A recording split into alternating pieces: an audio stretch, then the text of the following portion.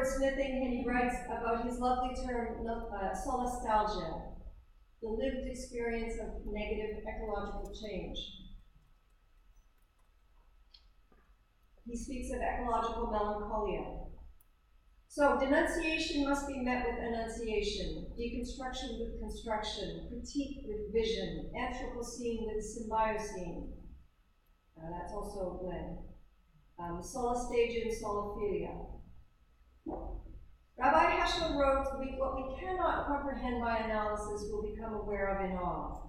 And my third section is about wonder and awe. Really? Cool. What can inspire us? What can give us courage? What will give us wisdom? So I want to speak about these old traditions of wonder and awe and new research. So I want you to ponder one experience you've had of wonder in the natural world. Get it clear in your mind and try to remember how you felt. Wonder, it's a capacity to see a leaf or a tree, to marvel at the songs of birds, that the grass is alive with communities of being, that elephants mourn and dolphins play. So wonder awakens. Kathleen D. Moore says, wonder is the opposite of boredom or indifference. Wonder is an invitation to the breadth and depths of realities that are larger than our human constructs. Abraham Joshua Heschel says, wonder is a state of mind, of radical amazement. Rachel Carson, wonder is to be moved by something outside the self. Wonder invites us into the ultimate mystery of the natural world. Wonder educates. It's about opening our eyes and listening to the story of the natural world. I'm going to take a phrase from Anne's poem, Torquay Cliffs. Earth tells itself in this dense, unwhispering chill. Sea's breath, fingering my ears, my eyes taste salt. Wonder opens, and we begin to enter a moral relationship with the natural world. We begin to see that beauty and intricate interdependencies and elegant processes, the individuality of every leaf on every tree, every plant. This is the ineffable. It's a hidden world all around us. So wonder elicits responsibility. It guides. It gives us ethics.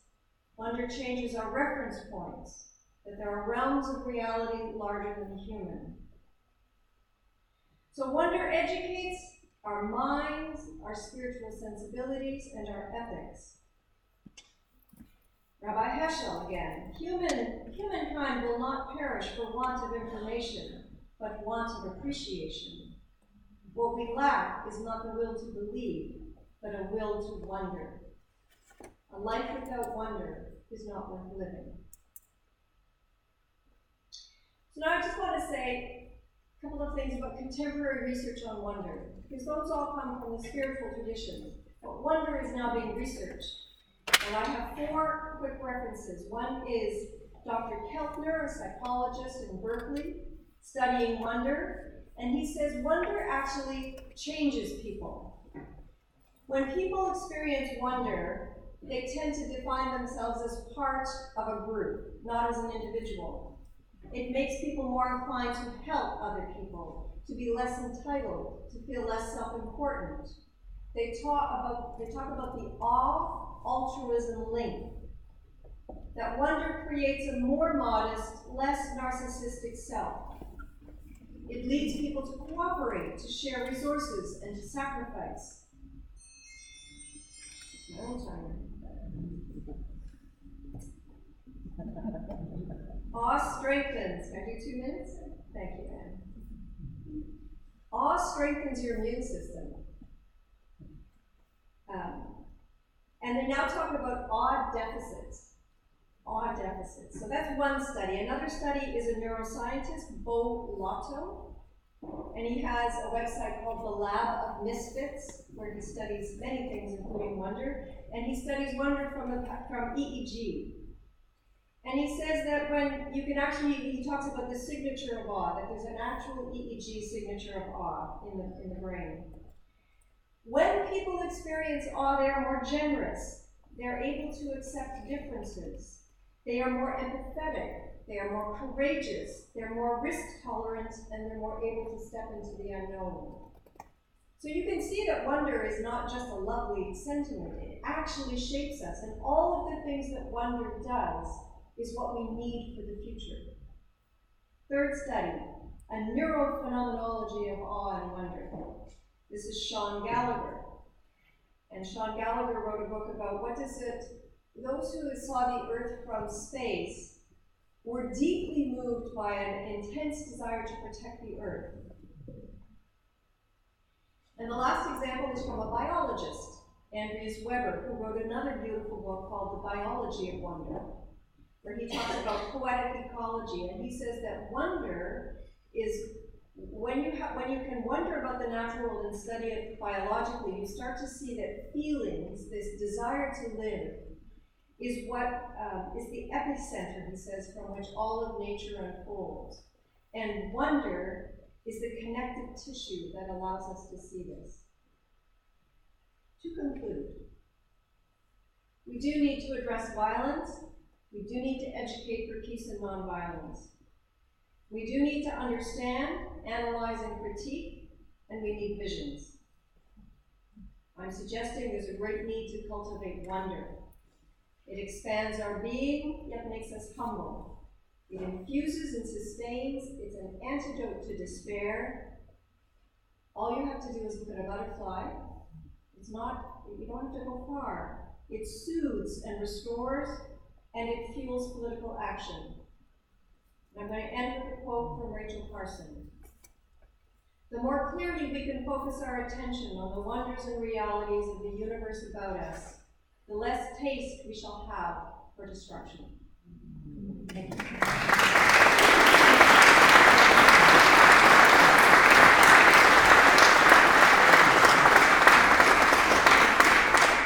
Thank you so much, Heather. And I'm going to hand on to Mark in just a moment. I just want you to take about 20 seconds while Mark comes up to the podium to think about what you heard Bruce say and what you heard Heather say, and think about the connections and the differences in what you've heard, okay? Just as Mark comes up.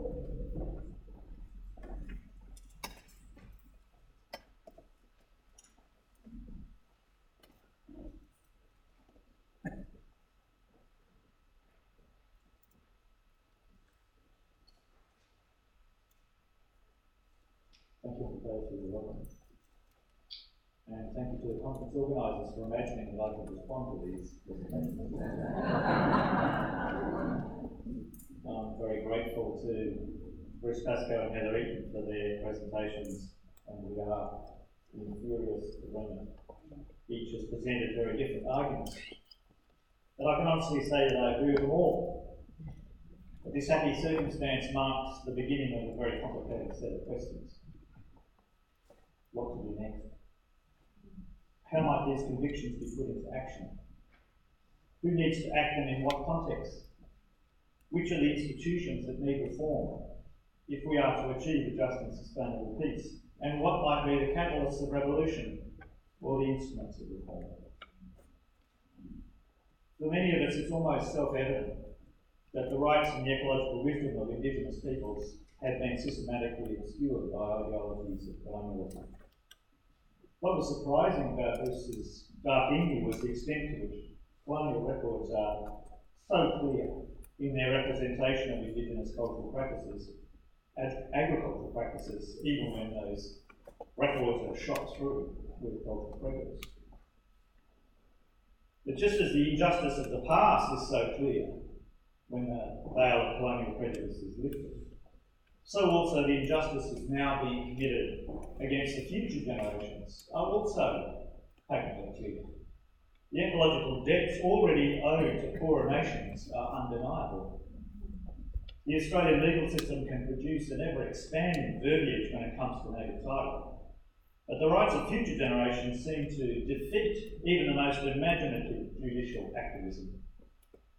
The dominant culture is unwilling to address the injustices of the past, but it is even less capable of contemplating the injustices being committed against the future. The idolatry of economic growth is considered common sense, while the suffering of our grandchildren can be swept aside as a matter of economic externality, even as the climate scientists relentlessly report their terrifying statistics. Both Heather and Bruce have suggested in their different ways that we need to recover moral and spiritual relationships with the natural world. But how are those relationships to be rewoven when habits of mind over half a millennium have systematically severed connections? The dominant culture is unable to embrace the most ecologically sustainable models of life that have been provided by Indigenous testimonies. The vagaries of democracy have imposed a multiplicity of traditions, religions, communities, each with their own conceptions of the common good. The multiculturalism of our institutions allow for a seemingly endless debate about the very idea of a common good, even among those who are trying to nurture their spiritual connections with the natural world. Just invite a group of theologians to tea with a group of Christian economists and see whether they can reach a consensus on some concrete policy proposals. The odds are not very good. We also need to admit that Indigenous testimonies do not speak with a single voice. There are, for example, some divisions among the Wongan and Jagalingou people who are doing battle with the Adani mine in Queensland, with continuing debates about the validity of an existing Indigenous land use agreement that was secured under controversial circumstances in April 2016. In this context, as in many others, the intra-Indigenous conflicts have been exploited by the mining industry and also by the federal government, who amended the Native Title Act in 2017 in a way that supported Adani's legal strategy. If not, all the family groups of traditional owners need to agree with the terms of an Indigenous land use agreement, then the disproportionate power of the mining company can easily be asserted to drive a wedge to Aboriginal communities. As Tony McAvoy has rightly argued, the current system puts traditional owners under duress to reach an agreement with the mining company or risk losing any compensation at all. So even among Aboriginal and Torres Strait Islander groups, people are often torn between their higher spiritual ideals and the pressure to negotiate agreements that represent a lesser of evils. I had cause to reflect on some of these political and legal problems during the years that I worked as a policy officer in the native title system. Back then I wrote a book called Decolonising God, while nurturing the hope that a critical theological mind might do some work in reforming at least the Christian churches, the Christian communities that help to shape the dominant culture in Australia. But as it turns out, of course, a clever anti-colonial discourse can just be as fruitless as subtle theories about the composition of the Pentateuch or the varieties of German eschatology. The impact of dark Hindu will be immeasurably greater, thank God. If we are to redirect our energies from describing the world to changing, then we need to develop more multidisciplinary collaborations with a broad range of professionals and activists, yes, including lawyers and economists, each of whom can engage in their very particular idiom with the overlapping complexities of state and federal governments, the courts, the media, and the variety of institutions within civil society. When it comes to developing effective strategies, which need to be agreed between overlapping interests, it will not be possible to stay entirely within one's own tradition. And if the pursuit of a just and sustainable peace is to be non-violent, then it will do no good to divide the world into convenient binaries for the sake of rhetorical effect. The common good will not be served by short-sighted victories over an antagonistic party. If, for example, people concerned about jobs in North Queensland, then creative thinking about employment needs to be part of an argument that also directs moral attention to the needs of future generations. Instead of fulminating on the moral vacuum of capitalism, one might even want to expand on a utilitarian argument to consider the greatest good of the greatest number also among other nations and future generations. Those of us who have principled objections to all utilitarian argument will need to concede that some peaceful objectives might still be achieved by taking alternative paths. We might need to expand our minds. People of peace will be those who become known for attributing the strongest possible version of an argument to their opponents.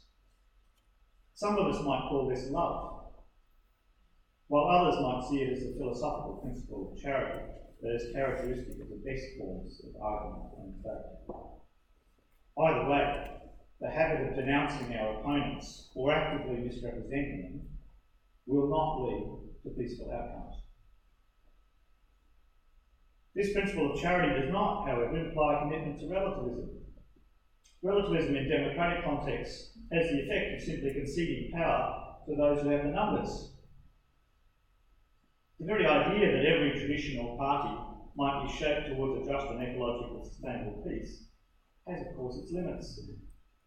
It needs to be acknowledged, for example, that very few religious traditions can affirm the intimate connection between kinship groups and country that are evidenced with the indigenous communities. There's no point in pretending otherwise. But neither is it possible for non-indigenous people to appropriate indigenous cultures with all the moral and spiritual sensibilities that belong only to traditional owners of country. One aspect of the awe and wonder that Heather has spoken about, I would suggest, is an unwillingness to subject others to our own conceptual schemes. This does not mean that we can live entirely without conceptual schemes, but it does imply a need to develop practices of political conversation that are ready to consider the rights of others in the past, others in the future, human and non-human.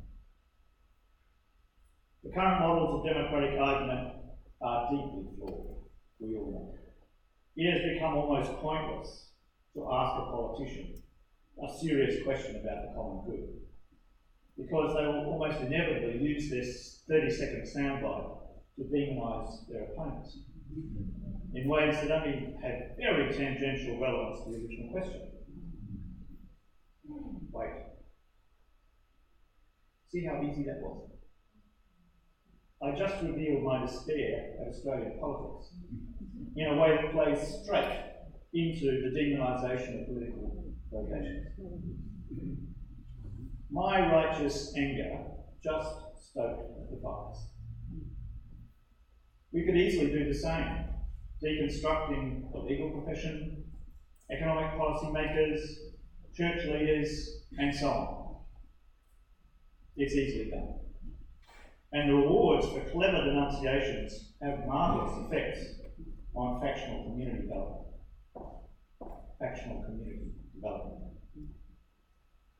But an ecological, sustainable future cannot be built on factional community development. Our grandchildren will not thank us for righteous indignation that simply leaves our politics program. Thank you.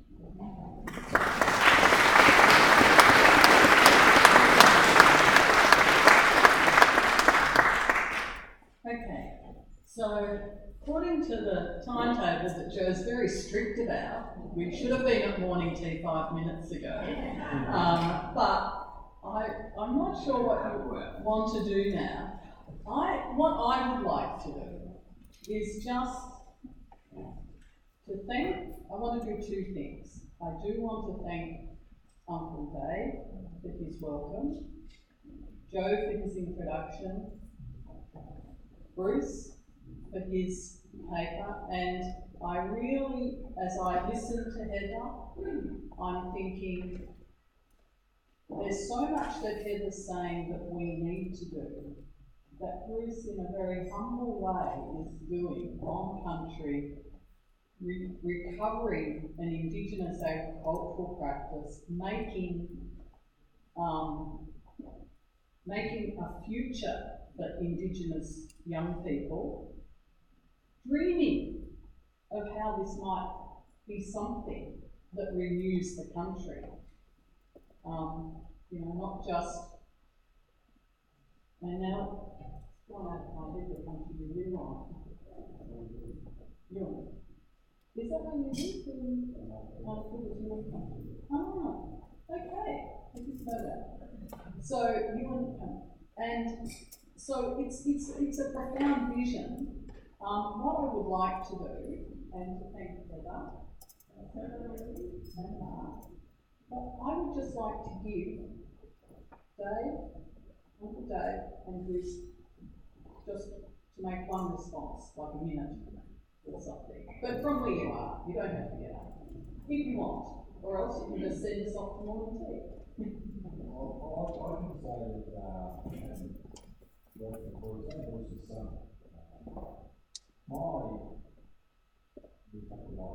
we really like legislation. We're not saying this is the way the world has to go. This is the way we need to follow us. We're going to take the same model in the site, we can build what we're doing, so we're both doing the same thing. We're teaching the young people, we're not saying you have to do this, if they want to go and do something else, they can. If there's something we can know behind the right truth for our people, they will follow the teachings of their ancestors and their way. Because it's not done for the money, it's done for the culture. And the culture and the ecology of Australia cannot be separated. You take the culture out of the ecology, you will lose the ecology. You take our ecology, the ecology out of our culture, we don't have ecology. It will collapse. The two are equal and it cannot be separated. Thank you. Would you have anything to add? I'd love to add to what has been said on the stage here about the adversarial nature of politics and how damaging it is. How in the past Aboriginal people wouldn't make a decision at all if the chances were it would be a bad decision. Prepared to wait until everybody could agree. An Hawaiian woman 20 years ago in New Zealand said one of the most important things for people who are activists, and she said, there's no point in an argument unless you take everybody with you. So you can't leave people behind, leave no one behind. So in this argument about ecology and care of the earth and care of each other and non-violence and care of women in particular, because the earth itself is a woman, then we have to take everybody with us. So unless we can convince Tony Abbott or Barnaby Joyce, we will fail. So that is where our energy is. We have to take the person who we believe is the least likely to agree with, and that is who we have to talk to. We have to know the name of the dog, the name of their children, where they live, and ask them and lend them the show if they appear to be without one. These are the people we need to be trying can do good work.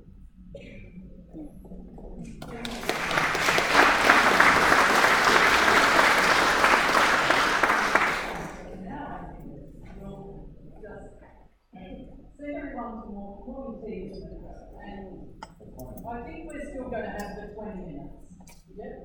Okay. So, and then back in here after that. So thanks very much, everyone.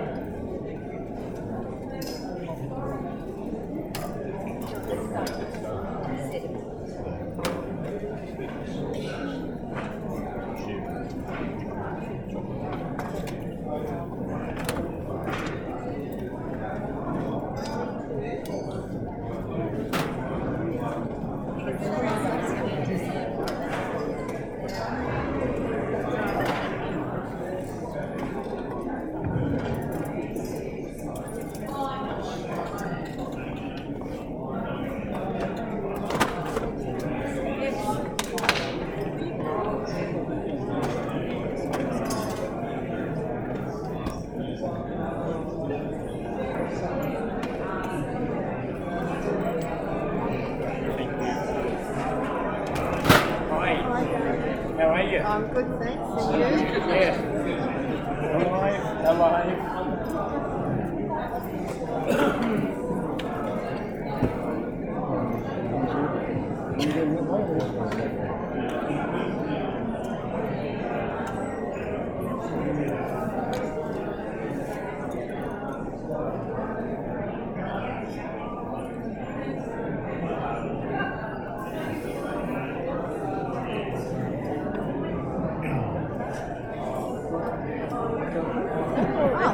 She had actually next Monday it will be her 13th birthday, but she had a birthday party With Uncle Dave. I might try to catch Uncle Dave first.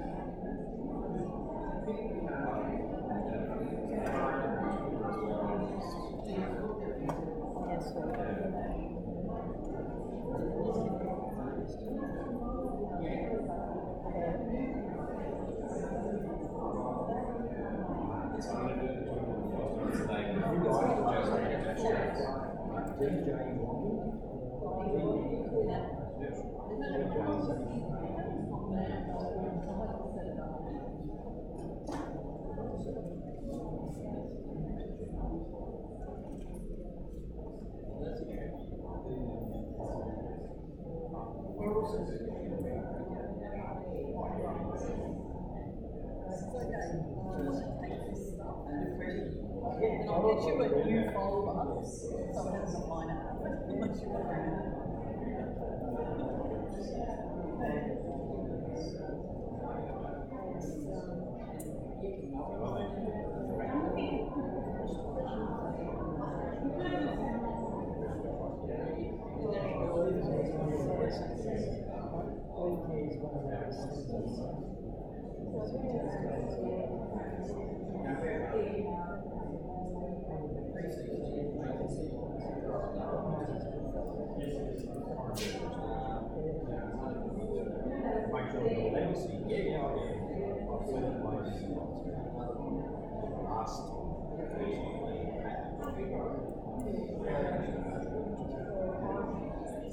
Well,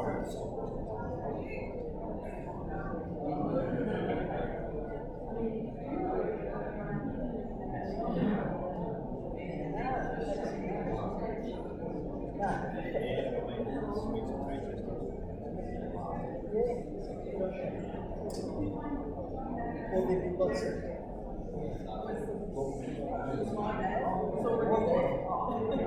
We just didn't go to the registration. Anyhow, I'll let you so leaning into the, oh, sorry, David needs to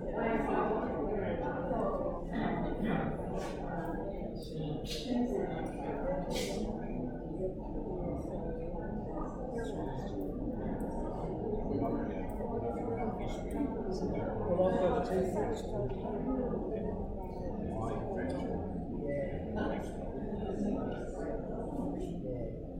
Now I agree that strongly. I've got two kids. I've got two kids.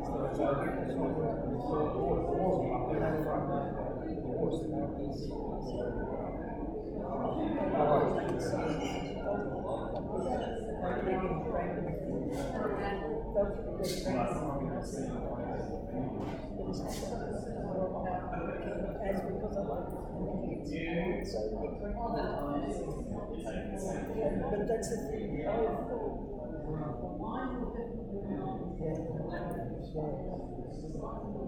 You put labels on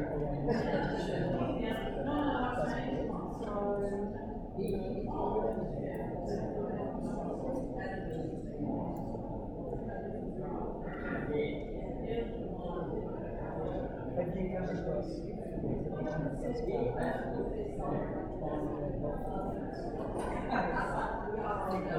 across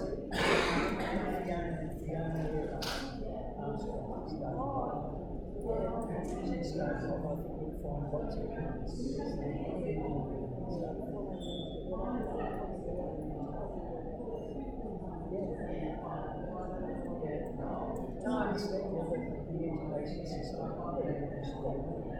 took me dollars a couple of months.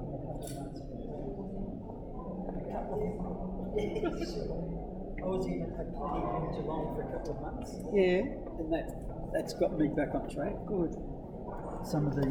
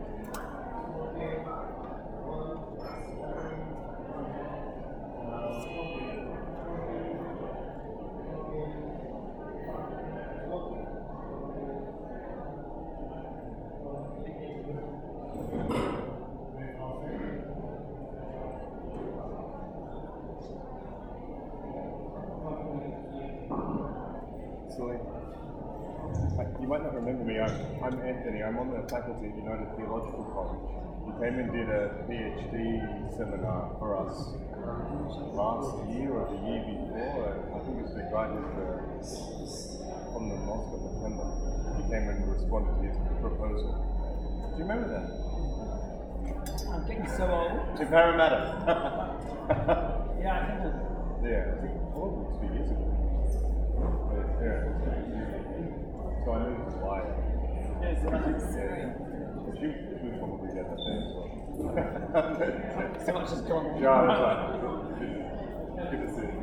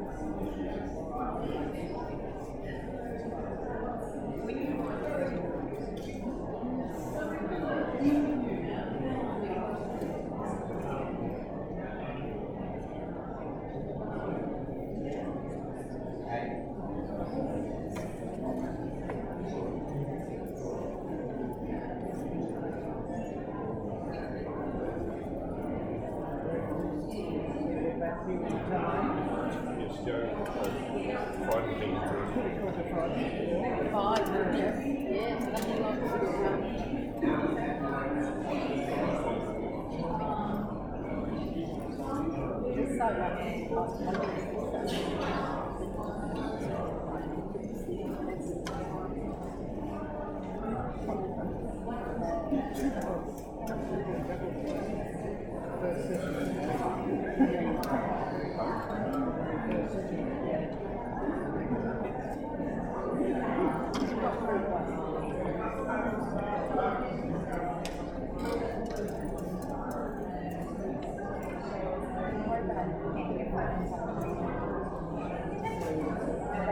cable car on it. Oh, yes, I saw that. I mean,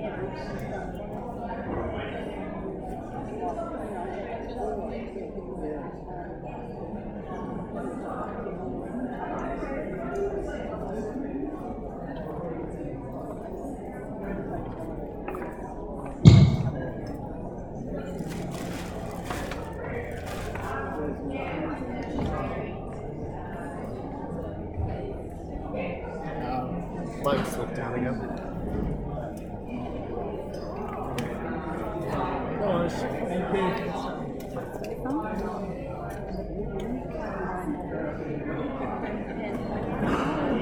Remind me about this baby to get away from his shoulder. Do I not get in front of your camera? Get in front of this one, which is the live stream.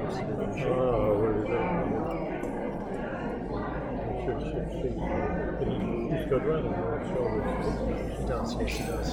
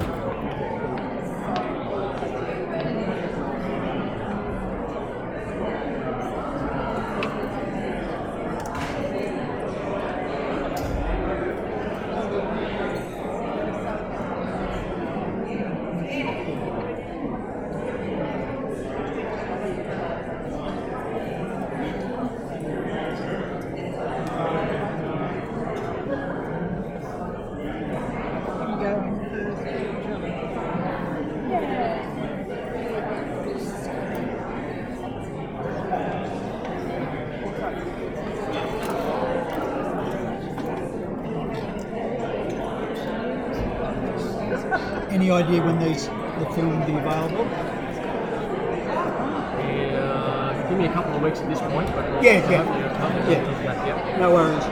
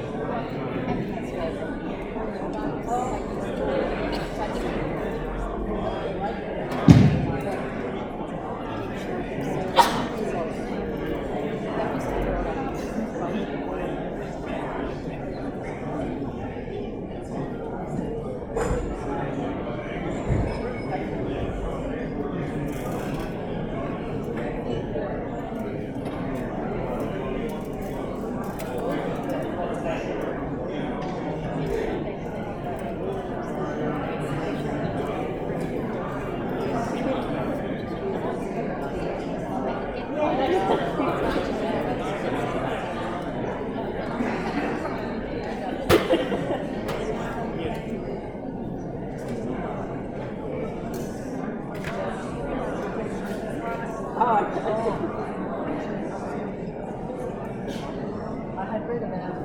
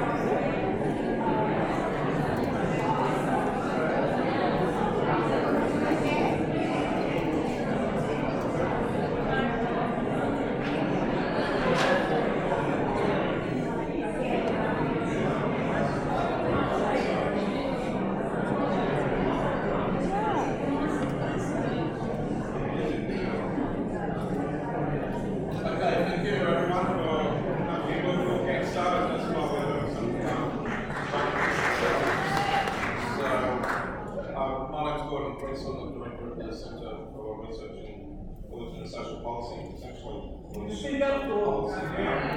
Use the mic.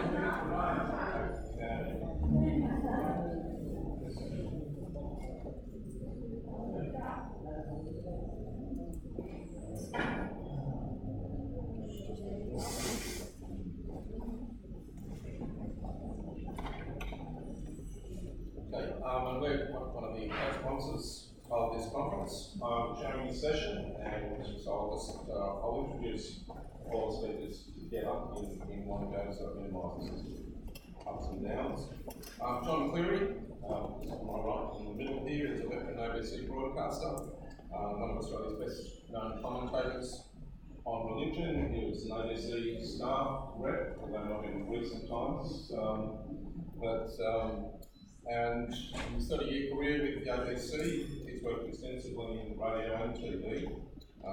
Perhaps best known for Sunday nights on ABC local radio and the Religion Report, Compass team, in the original Compass team, ABC TV, philosophy program on called Meridian, on Radio National, even Triple J. For your street credit. His 1992 book on the Salvation Army was awarded Christian Book of the Year in that year. John was host of the interfaith event held by the Catholic Church in conjunction with World Youth Day and the visit of Pope Benedict XVI. So he's been entrusted with many religious and interreligious conferences, and these days is in demand as a conference moderator, and we use him quite a bit at RAS. Professor Kevin Clements is the Foundation Chair of Peace and Conflict Studies and founding director of the New Zealand National Centre for Peace and Conflict Studies at the University of Otago in Dunedin, in New Zealand. And Secretary General of the International Peace Research Association. He holds similar positions at the University of Queensland in Brisbane. And he combines academic analysis, and this is a characteristic of most of our speakers, I think, academic analysis and activism. He's often a consultant for government and other bodies. And in the wake of the Christchurch tragedy, he's been very busy in the wake of that, and we'll no doubt hear something about that, and also kind of re-traumatising, he was saying, about the Sri Lanka, kind of rolling trauma that goes on in relationship to these events. Associate Professor Ariel Saleh is an Associate Professor at the University of Sydney. That's in political economy. Visiting Professor in Culture, Philosophy and Environment at the Nelson Mandela University in South Africa. Senior Fellow in Post-Growth Societies at the Friedrich Schiller University in Jena, in Germany, what was East Germany, right on that. She had a key role in the founding of the Greens, in anti-nuclear protest movements, and I just read a great article in the Arena magazine on water, it was wonderful. So, I'm going to hand over to John now. Thank you.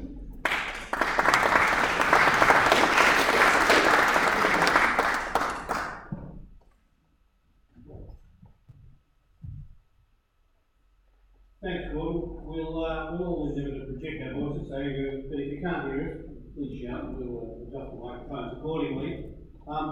My role here is really, as much as yours, is to help facilitate a discussion in which each of our guests will speak for a few moments about their perspective on the issues that confront us, and then I'll interrogate with a few questions, hope pull the discussion before. There may be a little time at the end if we've got time for that, for me to take some questions from you that may be directed to Ariel or Kevin.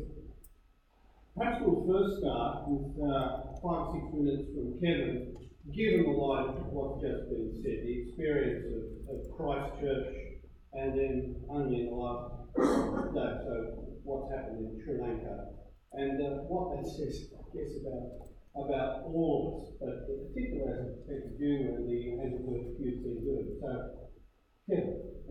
Thanks very much, John. Well, it's my pleasure to be here, and thank you for inviting me here, and thank you for the invitation to the country. It's crucially important on both sides of the Tasman that those of us who are the descendants of white settlers continue to make amends for those things that are colonial past. To start with Christchurch, first of all, that was a tragedy which did come out of the blue. Our security intelligence services were focused on Islamic groups and Muslim groups and had completely taken their eye off the 70 white nationalist groups that exist in New Zealand and which provided a haven for the murderer who came from Australia to find a hospitable group who can nurture and support a particular brand of hatred. It was particularly challenging for those of us in Eden. He lived about 5 miles from where I live. He lived opposite a Muslim free school. He was casing 2 mosques in Eden, and he was at a gun club just outside of Eden where he was practicing his dark arts. That gun club, turns out, is a gun club which doesn't like to shoot at targets. It likes to shoot at human form, and the human forms more often than not were Muslims. And the gun club itself was full of misogyny, full of hyper-masculine rhetoric, and deeply opposed to migrants. So that was the context out of which this person emerged. He chose not to kill people in Dunedin because he was going to be assured of before greater publicity in Christchurch and the larger mosque kill more people. So it was a tragedy, and we were left grounded to kind of figure out how to respond to that. Our initial response was to say, this was not us. This did not conform to New Zealand's values and our reputation for tolerance. Along the board of the Global Peace Index, and the Global Peace Index counts New Zealand as number 2 in terms of peacefulness around the world. We are, by and large, an extraordinarily peaceful society. But as people started saying, this is not us, a lot of voices came emerged who said, in fact, it is us. You know, we're not immune to racism. We're not immune to sexism. We're not immune to Islamophobia. We're not immune to a little bit of anti-immigrant sentiment. We're not immune to any of the things which afflict both societies on both sides of the Tasman Sea. And so then that challenged us to sort of ask ourselves, well, what kind of society are we? And how do we wish to respond to that? Unfortunately, we have a 37-year-old Wonder Woman Prime Minister who became the mother of the nation, literally. And she did things which I don't think any male politician could have done, certainly which unfortunately, none of the Sri Lankan parliamentarians are doing right now. She embraced the community. She wore a hijab. She went and hugged and held all of those who were feeling completely bruised and battered and broken by the tragedy. And in doing so, she kind of combined that compassion with firmness. Philip Elpers and I and a number of others have been trying to ban military-style semi-automatic weapons and get full implementation of the Thorpe report, Judge Tom Thorpe's report from 21 years ago. And we've been singing in the wilderness. And this tragedy galvanized Jacinda and both sides of the political spectrum, and so we then banned military-style semi-automatic weapons and pump-action rifles and all the things that go with them, to remove those weapons that we use to kill so many people. But we remained shocked, and all of us were traumatized. We were wandering around feeling completely traumatized.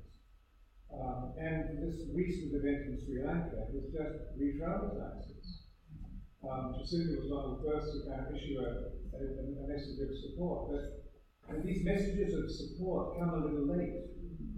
And so it goes back to what I've been working on over the years. I've got sort of 3 things I've been working on. I've had a little bit of time. One is, how do we replace the politics of fear with the politics of compassion?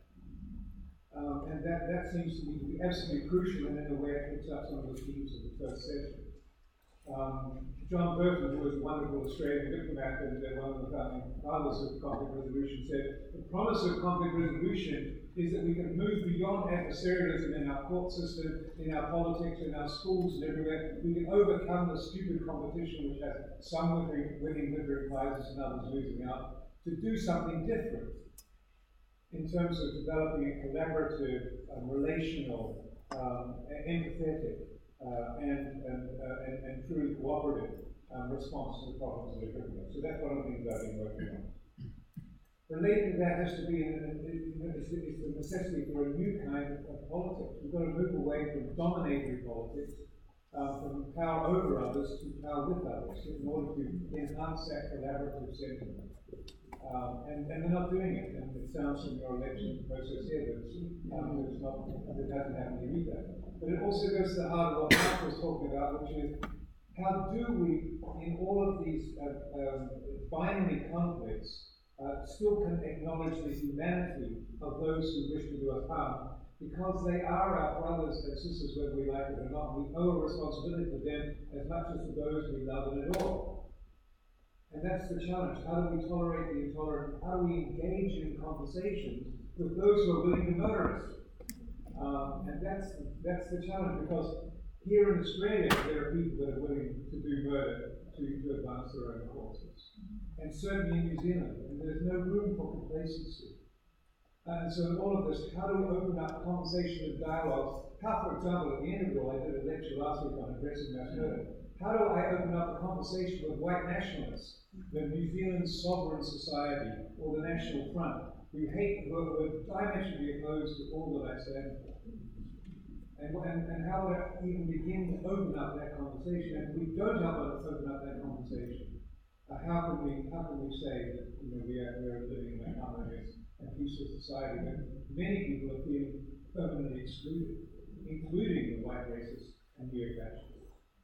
And that also raises questions around populism. I've been dealing with that because I can't believe that at my age, after all we worked for in the 60s, 70s, and 80s, we're now returning to crass nationalism and militarism. So what's happened to regionalism and positive views of globalism from the bottom up? The murder in Christchurch, Helen is down with globalists. As though it was a bad thing. And there are negative features of globalism, but we have to think about the ways in which this world is coming closer and closer together. And in all of that, what's the centrality of non-violence? And how do we make sure it's an imperative and not an optional extra?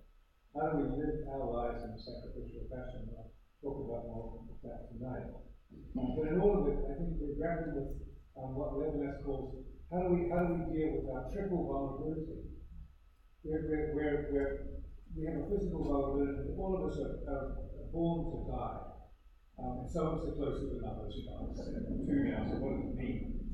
But how does that open up? Does that make us more sensitive and open to others, knowing that we're all on a journey to death? There's a vulnerability there, and people grapple with that by buying iPhone 10s and other things, but it doesn't help. So that's one vulnerability. The second factor is a psychological vulnerability, in that we live in a world in which we breathe and live with others who can harm us. And so how do we ensure that those who can harm us are part of our world? There's no way we can disconnect from them. They're part of our world. So how do those who wish to harm us, how do we transform them with acts of kindness and compassion and care and love? And finally, there's a moral vulnerability in that we can hurt and harm other people. And I've hurt and harmed other people just as you have. And how do we deal with that? Levinas has a wonderful solution. He says the only way we can deal with this is by accepting unconditional welfare to and for the other, except when that other is causing suffering, in which case you have a prior responsibility to grapple with the suffering. And so that seems to me to be a compelling rationale for non-violence, but a compelling rationale for politics of compassion, and a compelling rationale for moving beyond adversarial politics.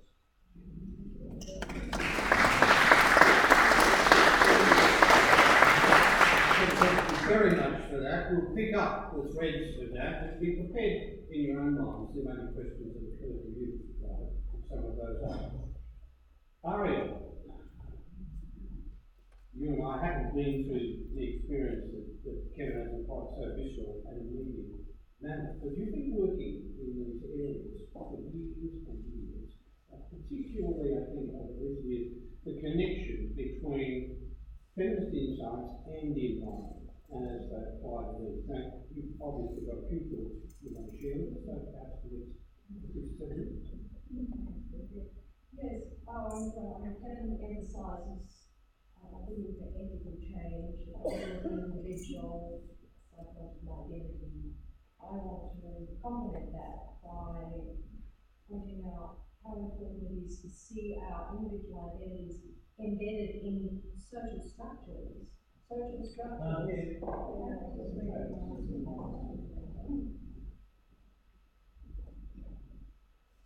Kevin has been emphasising individual action. Individual action, ethical action, action coming out of rethinking our identity, and so forth. And I want to complement that by pointing to the fact that we live our lives embedded in social structures, natural structures, which are held in place by power relations. These have been fixed for centuries. Civilization, someone mentioned this morning, the dominant civilization. In a way, it's really important to keep that in the back of our minds as we think about how can we move forward, how can we get out of the impasse that we're currently in. To give an example of the importance of considering power relations, and that are multi-level, which I'll quite a minute, but I've been thinking a lot about the Sustainable Development Goals, the UN Sustainable Development Goals brought out in 2015. Still not hearing. How's that? Yeah. You don't need me to go over the beginning of it. So, the Sustainable Development Goals, well, there's been a lot written about them and they've been highly celebrated. However, close analysis shows, and this is by one Jason Pickle, who's a British anthropologist, that if we were to deal with world poverty and justice using the methods suggested in the Sustainable Development Goals, it would take 207 years to reach poverty on Earth. And the global economy, which is ravaging the environment today, would have to grow 170 times greater than it is now. So we can't keep reapplying the master's rules to the master's problem and thinking that we're going to find a way out. I want to maybe, Gordon, you can just pick on a little old slide which we've often used for teaching purposes. It shows the structure of the dominant civilization. What's going to happen?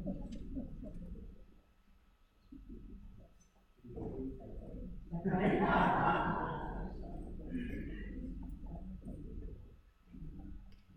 It shows the layering of power in society.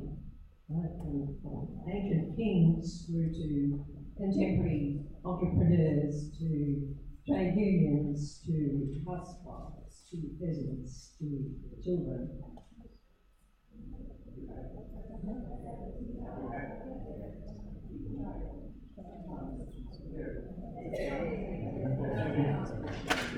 So we know where this comes from. It's a sort of misconstrued biblical messages, I guess. But what's so useful about this is that it shows that power ramifies through all levels of society and all levels of the ecosystem. Different strains of power. There's colonial power, there's capitalist power, and there's patriarchal power. I could say there's anthropocentric power over nature as well. And so you see them spilling out one over another. This is like an X-ray, if you like, of the capitalist imaginary that we live in, the ideology. And we all carry it within ourselves in everyday life.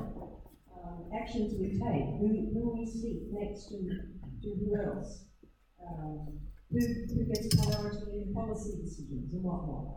So it's really important to have the big picture in mind when we are taking individual actions, ethical actions, and to make sure that those ethical actions are actually addressing the power relations which is structuring the situation we're in. You can see that this is very relevant. It was an ecological feminist map, and it's very relevant to the present situation in that it shows the anthropomorphic prioritization of basically men's world, both entrepreneurs and workers. A world that achieved full recognition as humanity was said to operate by the laws of reason, is essentially involved with production, and of course the current fetish with economics as being the be-all and end-all of everyday life is a manifestation of that. And below that line, the line of othering, dissociation, you have the rest of living beings, roughly in the order of colonisation, peasants, indigenes, and then the patriarchal comes in with mothers and housewives, then youth, children, animals, and then of course the ecosystem. So this is basically, there is othering going on at every stage in this map. And othering is the thing, of course, that we're going to have to cope with.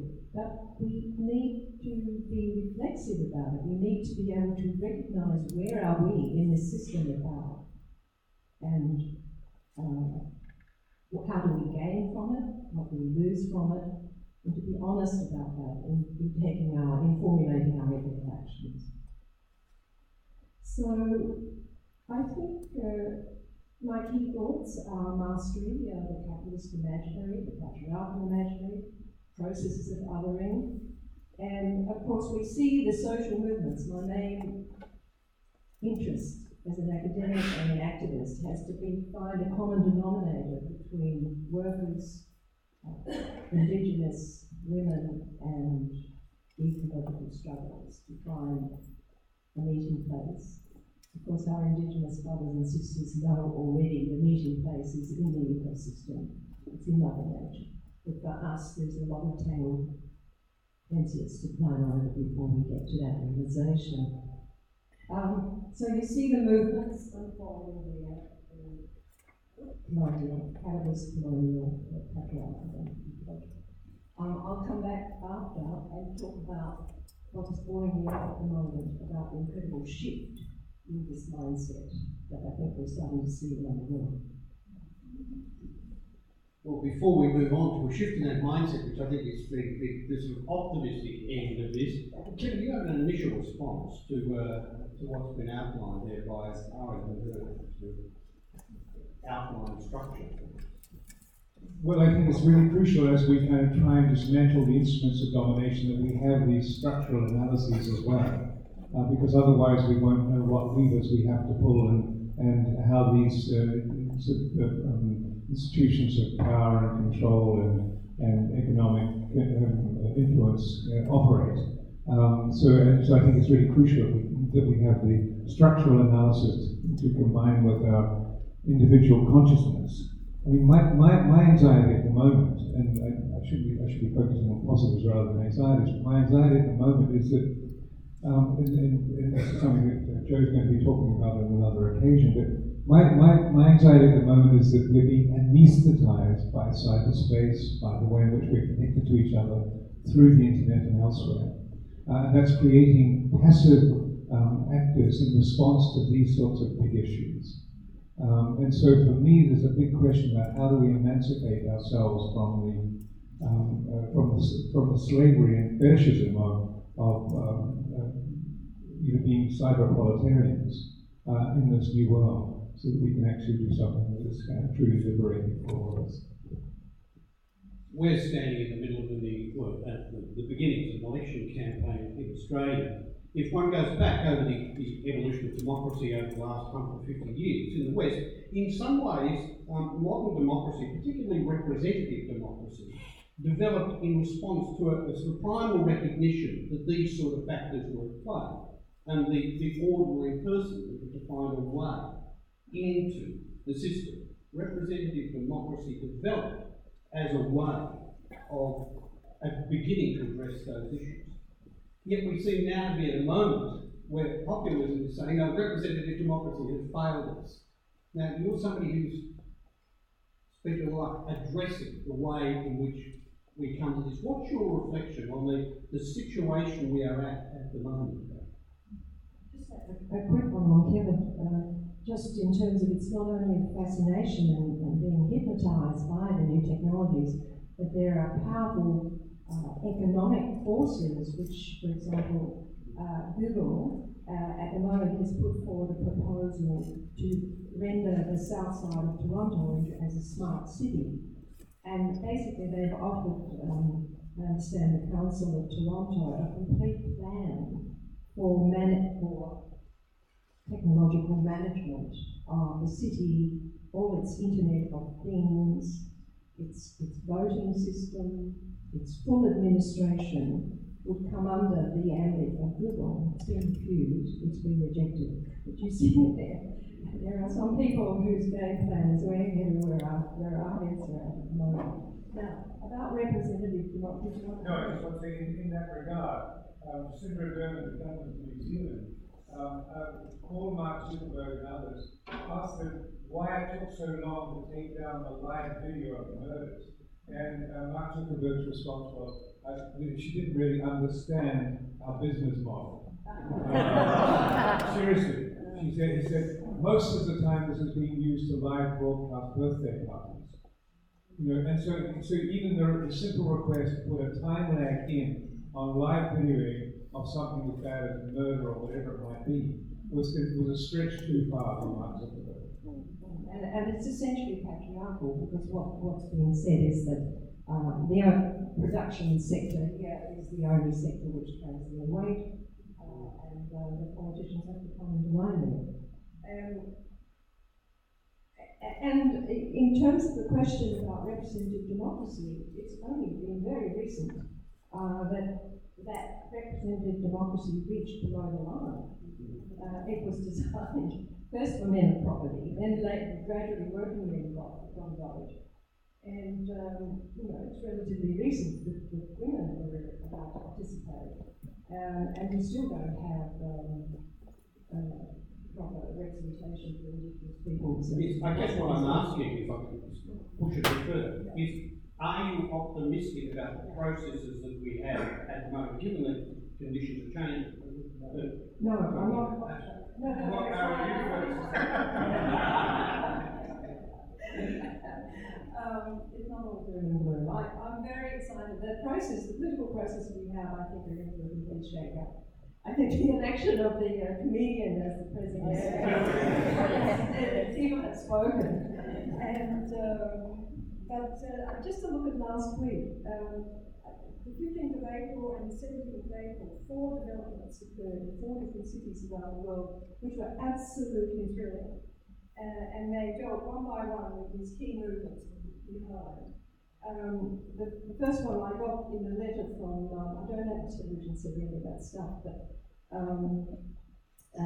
do have an email we will talk about Montpellier, where the Gilets jaunes, who, when they're written about by people who are active, good people who are active, aware people who are active in that movement, you get a very different image than you do through the French media or even the mainstream global media. And basically they're simply asking for a social wage and to restore the health and welfare conditions which we, in our time, in my youth, took for granted. So it's very reasonable what the Gilets jaunes are doing. But they have established remarkable presence. I think it's something like a membership of 300,000, and they are not backing down to Macron. On the same day, in Harare, you had the Global Peasant Union, Via Campesina, which has representatives in Brazil, and Spain, and Indonesia, demanding a document for the recognition of the international rights of peasants. in terms of their land rights, in terms of not being forced to buy corporate seeds and pesticides and other green revolution technologies. And a day later in Toronto, you had the mothers and feminists looking at the gift economy, which they suggest is the quintessential feminist contribution, the quintessential contribution that women can make to fashioning a new society, a new way of provisioning. The logic of caregiving, which mothers do, essentially amplifies the logic of the kind of economy that we want. It's not generating surplus value, it's not generating profits. It's generating love, basically, and repair and peace, and is essentially about holding rather than othering. And then the last one, of course, is really John's, because I know he's very excited about this, so I'm going to let you talk about that. But it was the Extinction Rebellion in London, and I mean, these 4 amazing alternative movements came together in a matter of 2 days last week. Look, I was in London, well, I was in the UK last week, and I happened to be on the plane when the Extinction Revolution took off. One of the things I saw as I left was an amazing discussion on CNN, I don't know if any of you saw it, where you had somebody who was a traditional newspaper defender of, the right to capital and all of that, just be amazed at the sophistication of the activists in choosing to sit on the roof of the London to Greenwich light rail and glue themselves to the roof of that train, 2 of them, in just a man and a woman, well suited, middle class, glue themselves to the roof of that train, and because that train services the docklands, that is the heart of the UK's capitalist economy, and in some ways the global banking centre, it stopped the global banking centre of the world for the best part of the day. And even though he was a sort of supporter of the big end of town, he couldn't help but admire the skill and insight in that simple act and how powerful it was. That 2 people would bring the world's banking centre to a close because they stopped everybody getting to work. And this need of money. So that's my observation about some of the things that I can be optimistic. Now I heard a shout of no from this side of the room. Well, the yeses to all of the social movements that have appeared in the last 2 to 3 years. I mean, the women's marches, Black Lives Matter movements, all of these movements are absolutely critical. But my anxiety, again, and it's an anxiety just to sort of put this into perspective, is we're actually, I think, confronting with a complete global challenge to the democratic project as we understand it. I wake up every day and I'm constantly amazed at the way in which Trump transgresses checks and balances of the rule of law. I'm astonished at the way in which the United Nations has been completely sidelined at the moment in terms of building international regimes and the international rule of law. All of the things that we struggled for in the 70s and 80s, the INF Treaty, New START, and so forth, are going down the gurgler. We have no arms control in the armament machinery that's going to be effective to take since the 21st century. And if you look at our region, India is moving in a very reactionary right-wing direction. Singapore's already fairly autocratic. Malaysia is moving in an autocratic direction. There's signs of autocracy in Indonesia and elsewhere. If you look right around Southeast Asia, most of our ASEAN allies are indeed kind of led by rather autocratic regimes. Duterte has been responsible for the political environment to kill 7,000 people in the anti-drug campaigns. Where's the protest about that? That's the number of casualties in a reasonable war, and hardly anybody says anything about it at all. I raised it at a meeting in Delhi 2 years ago, at an ASEAN meeting, and the Philippine ambassador who was there protested and said I should not have been invited. This was a domestic affair that was of no concern to ASEAN and the rest of the region. 7,000 people are of concern because every single one of their deaths diminishes all of us. So when you look that Trump was elected with a minority of votes, when you look at what happened in Brexit, I really worry about the future of democracy because most Western democracies at the moment are divided right down the middle. There are more hung parliaments around than there are clear majorities. And that says something about the way in which the binaries that we work with are generating polarized politics. Well, I'm not so pessimistic here. Is this still on? Every crisis is an opportunity. I think you're talking about globalization top down, and that's the globalization that we really have to challenge. And is it being challenged from globalization bottom up? We saw the beginnings of this in the World Social Forum movement starting in about 2001 and leading throughout the next couple of decades. And now it's pushing further with groups like, well, I'm involved with a group based in Hong Kong, which is called Global Sustainability University, which draws on academics and activists from every continent. And they're currently meeting again in June to nut out alternatives. And they have some very good mainland China contributors in terms of alternative thinking, I might add there. And another group which is working very well on this is the Global Conference of Alternatives, where people such as some colleagues of mine will just put called pluriverse, so not universe, but pluriverse, with 100 visions of alternative ways of organising our economies and our societies and our family relations and so forth. And drawn from every conceivable culture here. And the general feeling is think small, think bioregional, think eco-sufficiency, self-sufficiency, learn from indigenous models, and grassroots commoning, autonomous communal living. And this trend is very strong in every country in our and tomorrow I'll bring a few of these and leave them on the table with you. Some of you might want to pick it up. Because you have models like Ubuntu, meaning mutuality in South African cultures. You have Swaraj, the Gandhian autonomous living alive. And you have Gwen Revere coming out living well, not living rich, living well, coming out of the Andean cultures. And all of these are modeling alternatives which give us our democracy back. If we're looking at modelling those alternatives, at some point though there has to be a link between, take the sort of current activism in London, for example, or Get Up in Australia, a link between those young people who are out there saying, yes, there is something wrong, we want to change it, and many of these groups who have been thinking about this stuff for years. So those two groups then have the political process over one side, which seems to be captive to something else entirely.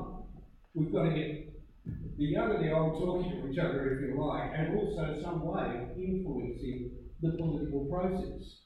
Now, you seem to be a bit pessimistic about that. I'm an optimist. Sorry if I seem to kind of plunge away depths of despair. There is a sort of a new inclusive project emerging as well, which is trying to work out ways in which, in terms of countries that are deeply divided and conflict prone, you can begin to get agreements at the horizontal level between political groupings at the elite level, and then at the horizontal level, how do you get inclusion between civil society actors, social movements, and others, and government and political leaders. And within all of that, how can you do all of that in the framework of human rights and justice for all?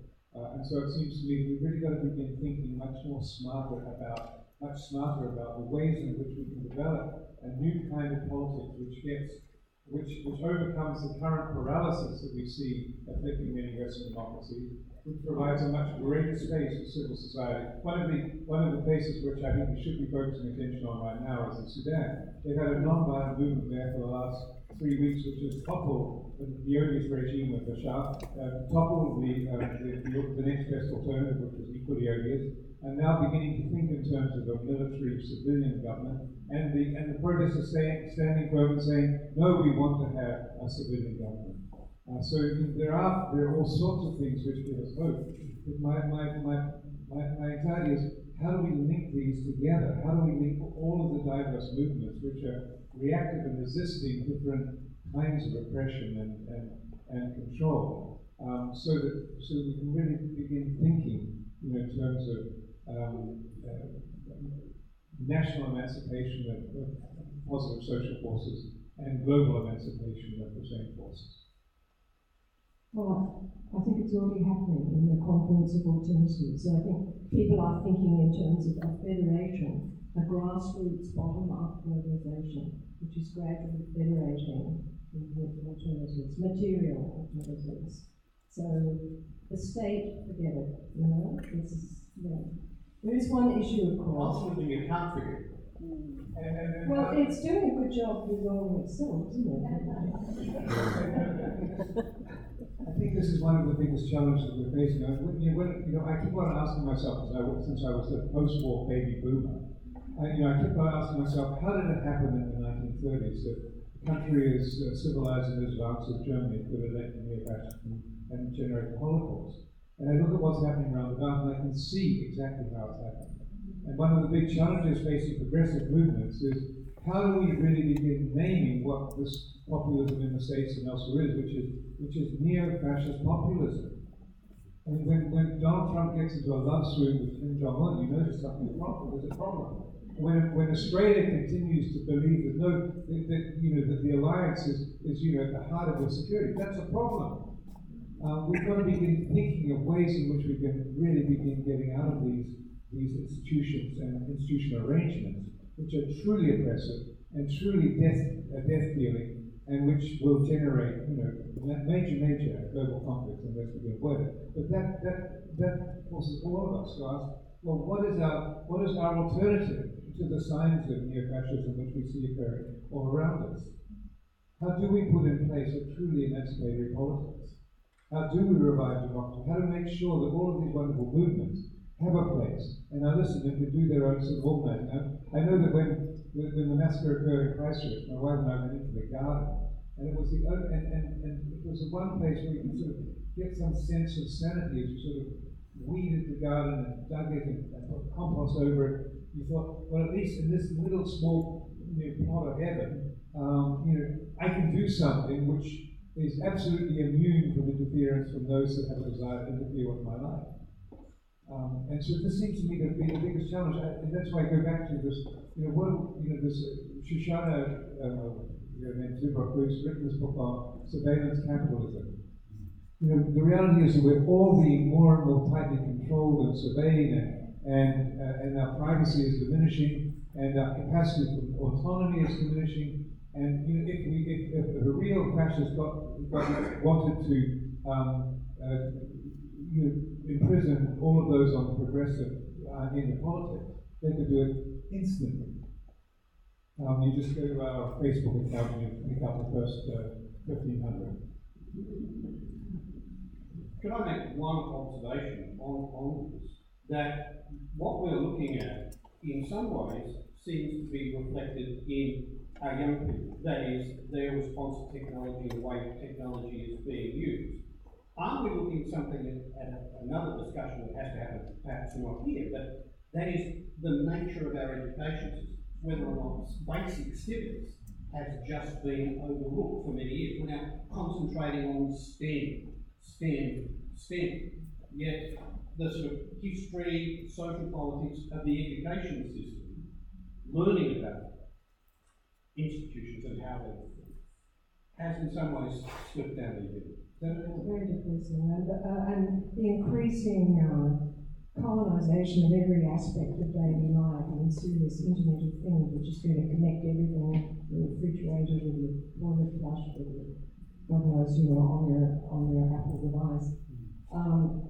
We certainly have to contest the technology. In fact, the technologies are byproducts of the military-industrial complex, and the military-industrial, including Google, the military-industrial complex is itself, the American military is the greatest single polluter on Earth. But aside from that, the increasing move into smart technologies, which is part and parcel of its devolution and colonization of society at large, it really needs people to contest it.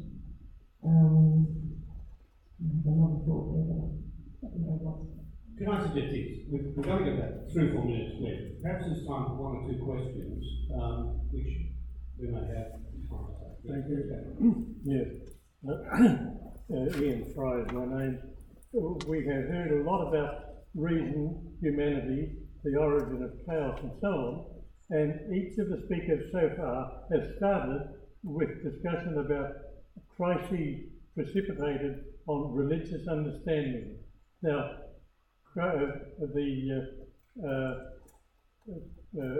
texts all have originated on a religious basis, and yet no one has mentioned religion. And until we do, we will not solve the problem. We must start with a fundamental reassessment of the origins of the world's religious understanding, how that has influenced the structure of government, of commerce, of community relationships, and then we will start to solve these problems. Without that, we cannot, because you cannot change the structure of society without changing its self-understanding, which is based on religious understanding. The place of religion in this debate. Who wants to go to it? Well, I agree with you. I think we have a values crisis at the moment. We don't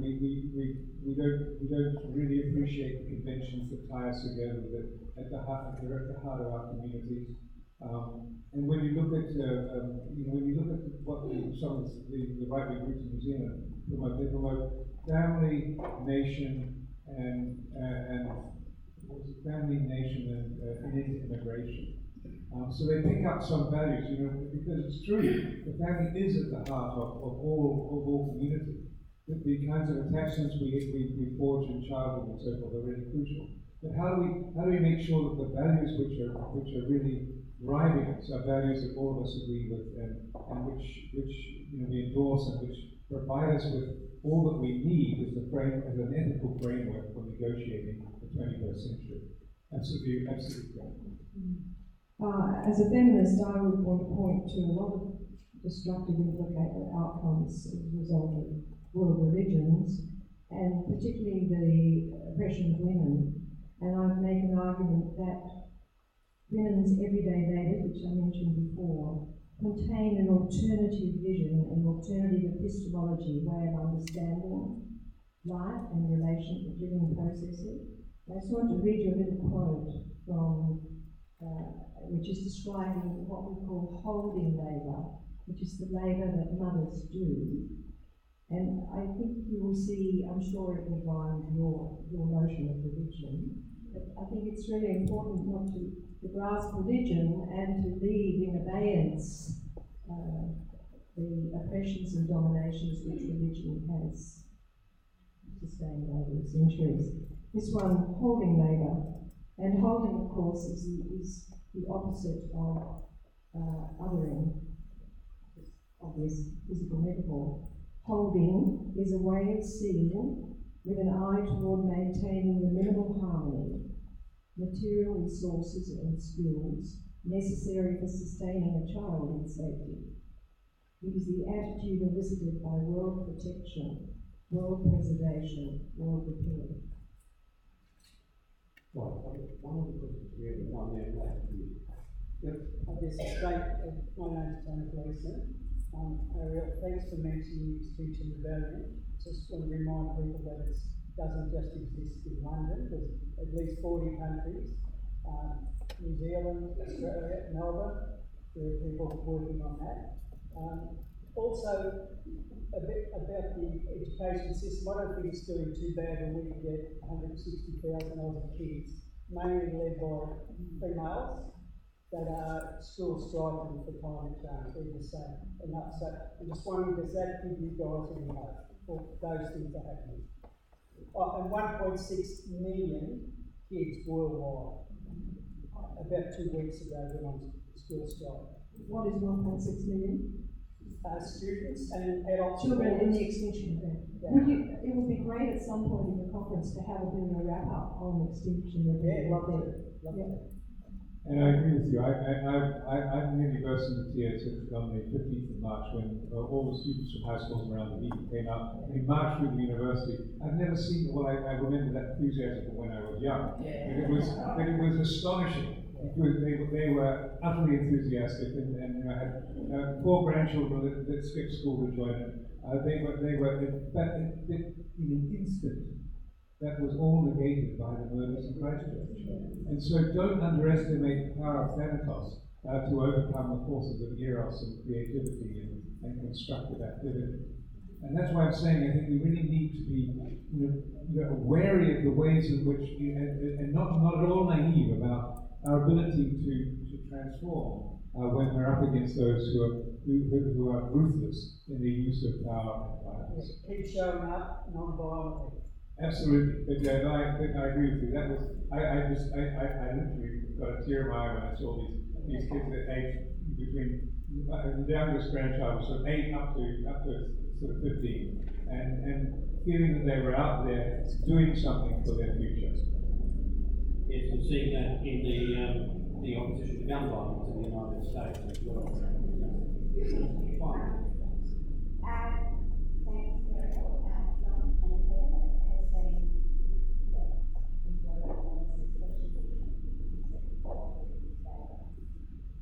Henry, my question is to you.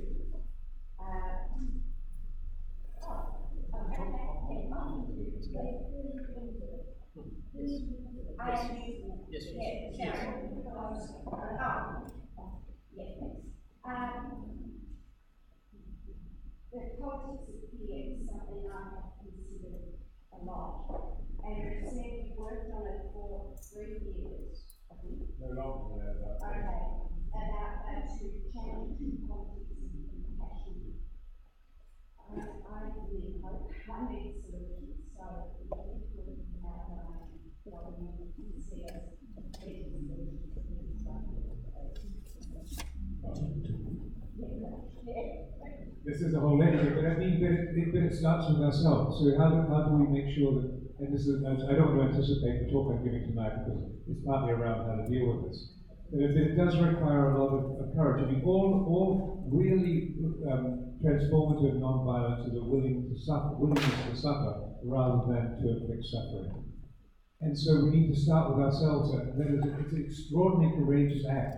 That if we want to be non-violent and transformative and conquer the politics of fear, that's why we have to we have to acknowledge that our mortality is of no consequence. We will die. And it's better to die for a good cause than just die, quietly in our sleep.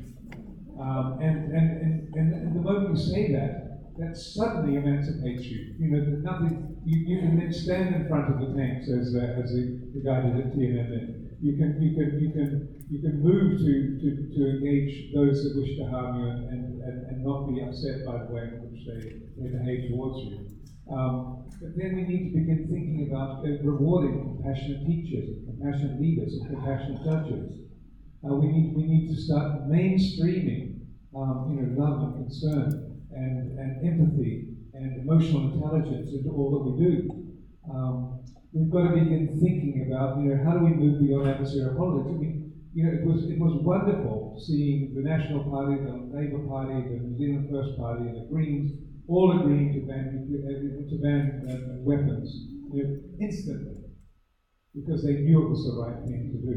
So there's so many different things that we've got to begin doing, but it's part of this turning our movement politics into a new kind of party politics. Some might call that response religious. Just before we thank our guests, I'll just spell out the arrangement we need to make now, so that we're basically going straight into the next session. We'll allow, say, 5 minutes for movement and that. So session A, panel A, that will be Foundations of Just and Ecologically Sustainable Peace.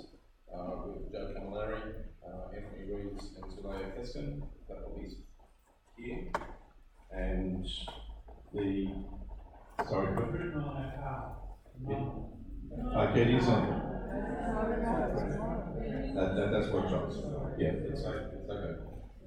And panel B, and you basically just go straight out, and it's opposite. It's rooms G1 and 2, and that is just basic ecological sustainability with Norm Harbour and LB and Brian Matthews. Now, I think it's been a fantastic session. I know there are lots of other questions. There is lunch, but our speakers have their lunch, but I'm sure you'll be wanting to catch up with some more. But let's show our thanks to you.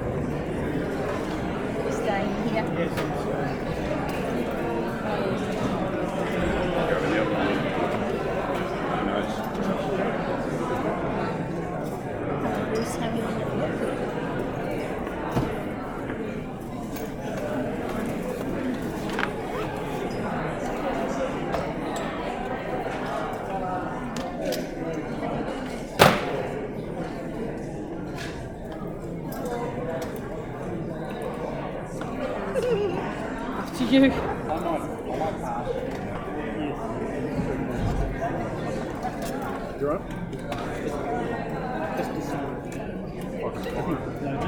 Just make a decision.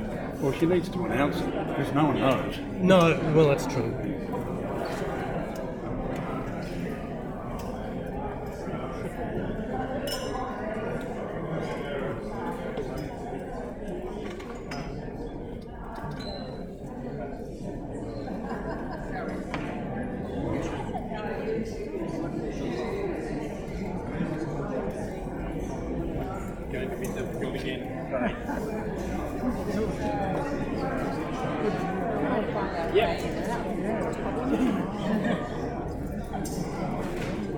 No, I'm collecting all sorts of getting more work all the time online with some good. That's right.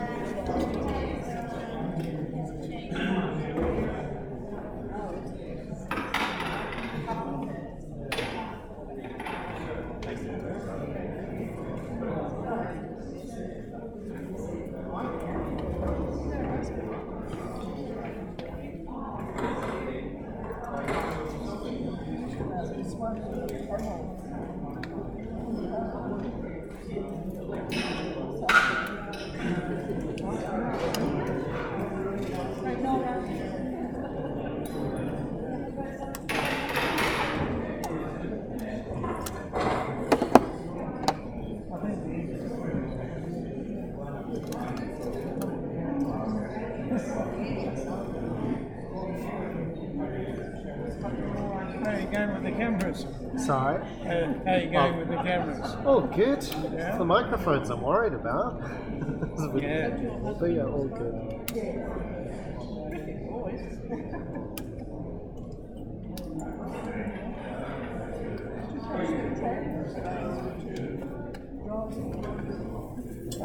I got a lift.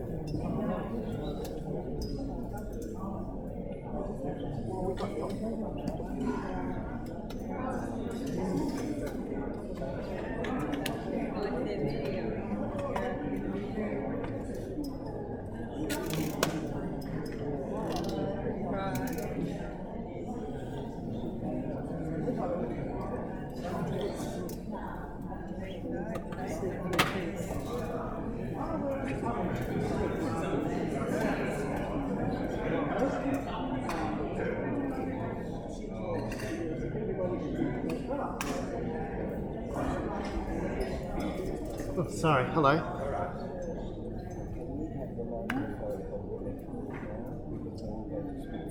Microphone on the left. Yes.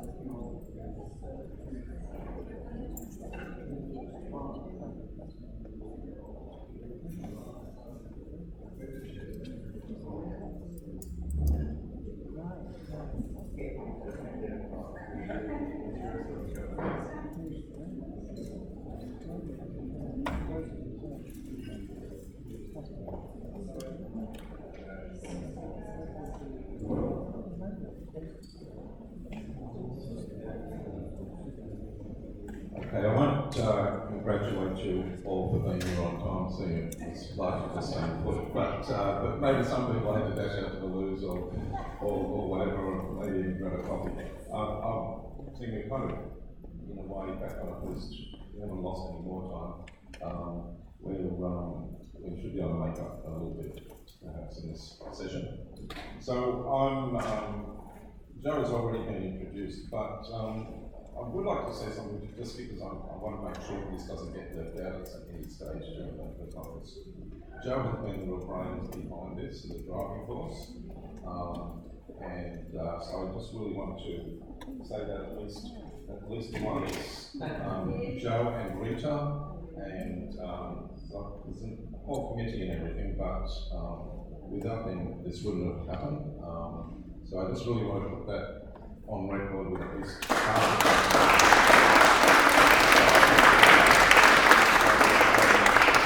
Not that I can say about Joe, but I think Joe would prefer that I can get on with things. So I'll do that.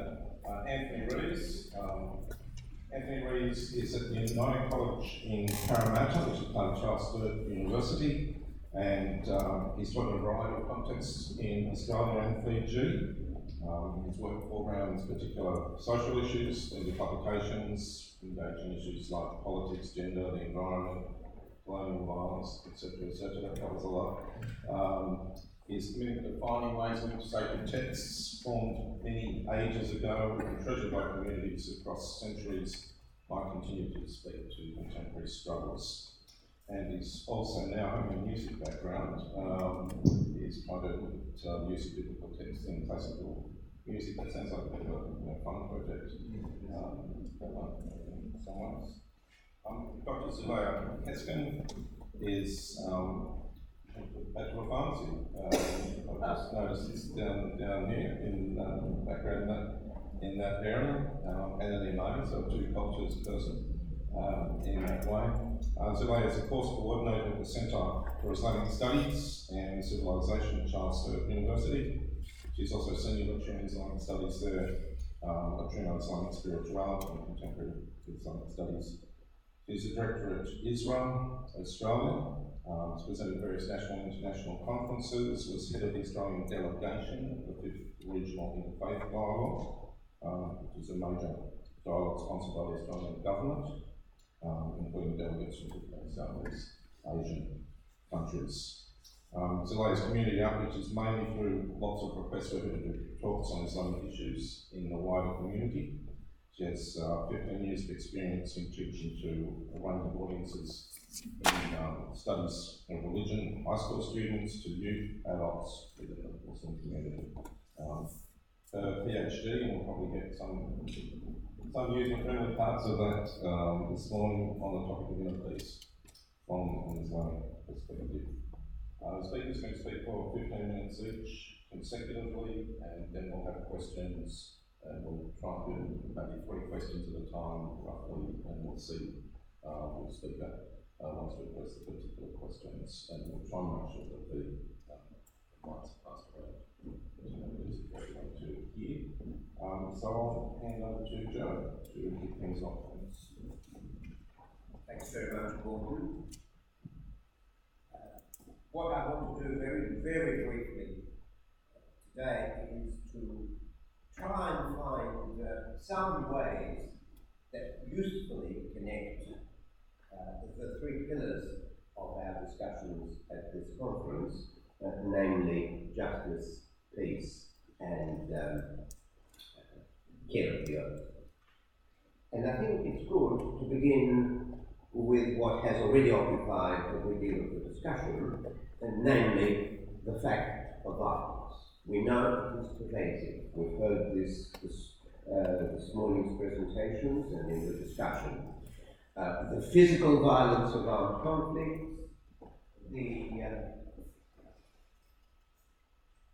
the institutional violence that takes both political and social form, and of course the ecological violence of our economic practices. Now, to respond to this predicament, there is an interesting shift emerging, coming from a number of different corners. Scholars, lawyers, religious voices, the UN system itself, especially in recent years, have all sought to develop an ethical framework that departs in significant ways from the conventional wisdom. And perhaps most striking is the shift in thinking, still in its infancy, long way to go, from just war to just peace. Linking peace and justice, of course, is not a new idea. Nevertheless, renewed focus on justice, in particular economic justice on the one hand, and respect for human rights on the other, that renewed focus has opened up new and creative possibilities.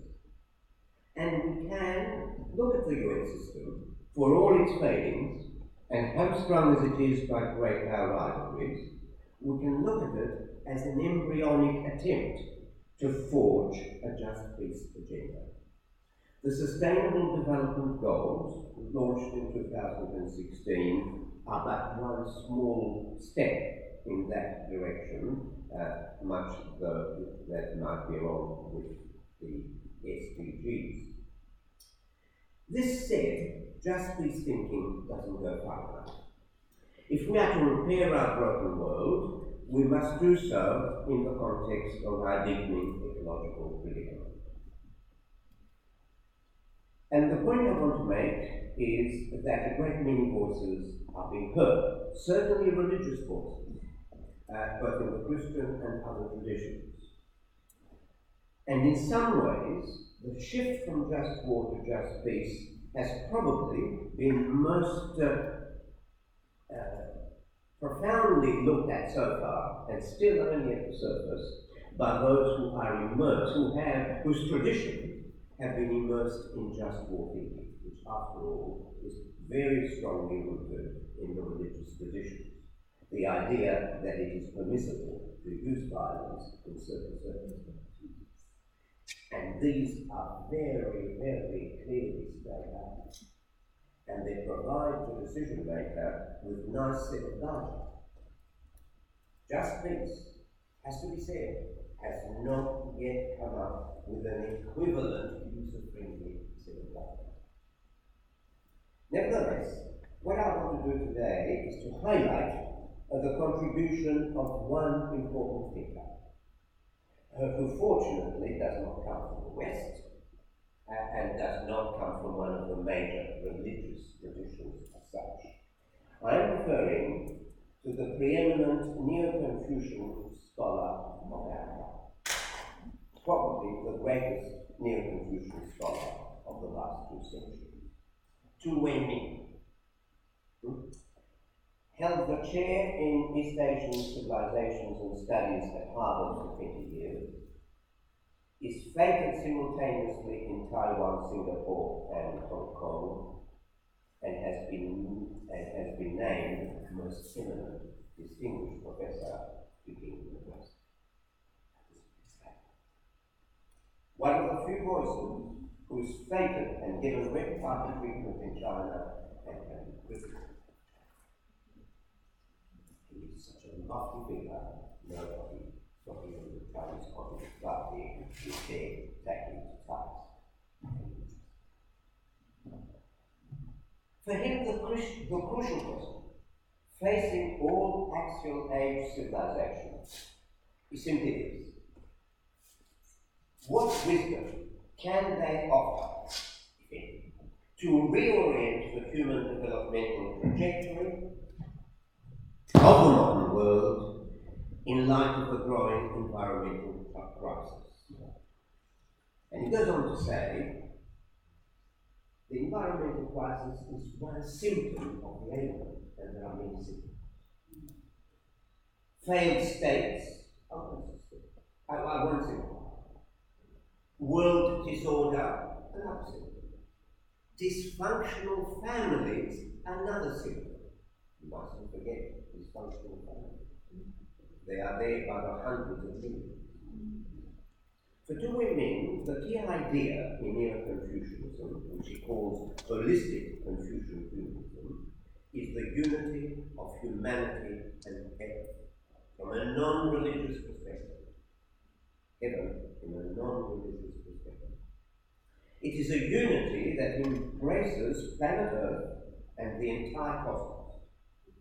It is this unity, he argues, that now lies in tatters. To repair that which is broken requires that we rethink what it means to be human. To repair that which is broken requires that we reshape our thinking of the human. This is the next big stage in the human journey of evolution. He calls for a comprehensive spiritual humanism, non-religious humanism. It can take religious form, but it is not. And there are 4 pillars for human flourishing. 4 big pillars. The self, community, and, as you can see, earth and heaven. And it all that leads to 4 critical relationships.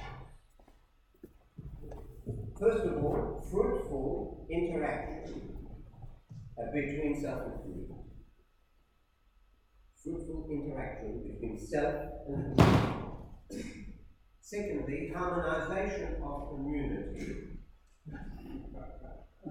A harmonization of community, which means creative and respectful family relationships, humane governance, and a peaceful world order. 3, a sustainable, harmonious relationship between human species and nature. And 4, mutual responsiveness. Every word is loaded with meaning. We haven't got time to go into the depth of it. Mutual responsiveness between the human heart and mind and the way of heaven. The key to harmony in these four relationships is self-cultivation. What does two women mean by self-cultivation? He has in mind the sum of qualities human beings need to cultivate if they are to attain the good life. It can't be stressed enough that for him, self-cultivation is communal, at least as much as individual, and probably much more communal than individual. It is dynamic and it is not static. The communal dimension of life is complex.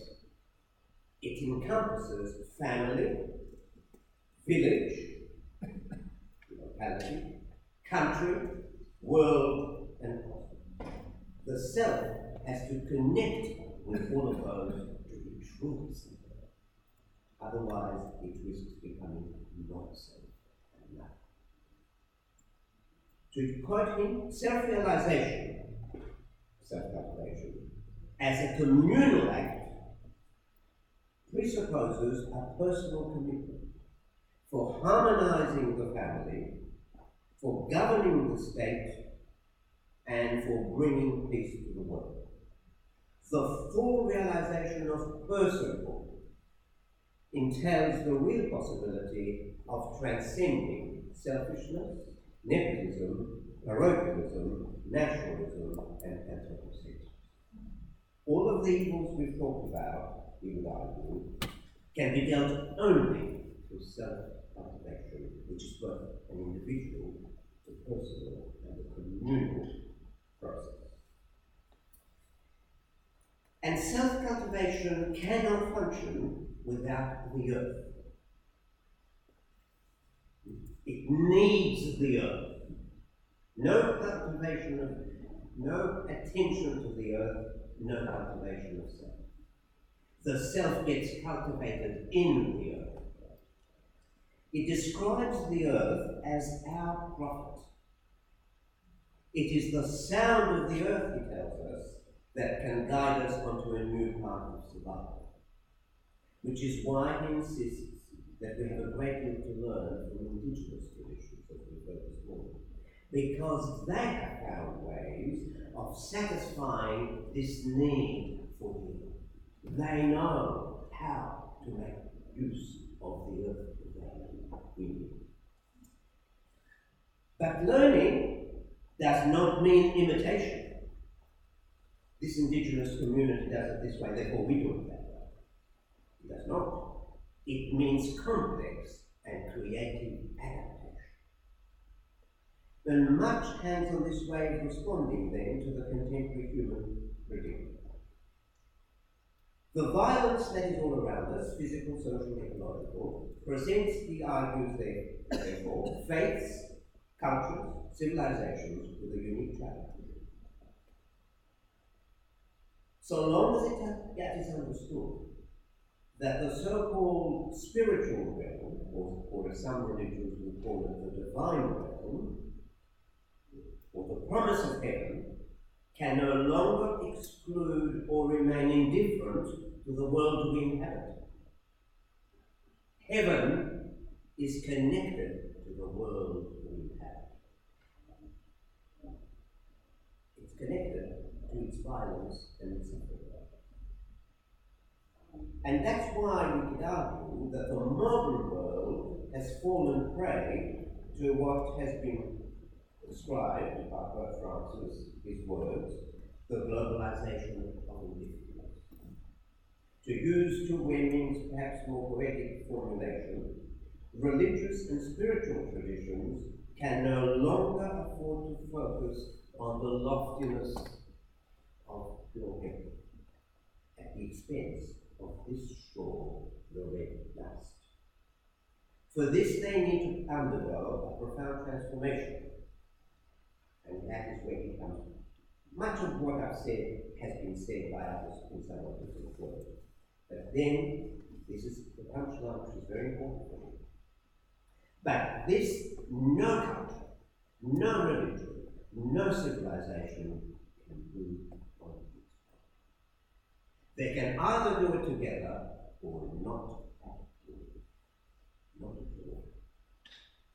A creative, truly spiritual, if you want to use that word, response to the multiple crises of modernity requires a transformative dialogue. Cultural, religious, philosophical, cross-cultural, religious, philosophical, civilizational boundaries. A dialogue that is as pervasive as the violence it encounters. In this encounter, self-cultivation means becoming open, sensitive, vulnerable to the other. As we've heard this morning, and is obviously very much in tune with that sentiment, the globalization of indifference has to give way to the globalization of empathy, which we've heard a fair bit about, but yet and also insight, depth of understanding.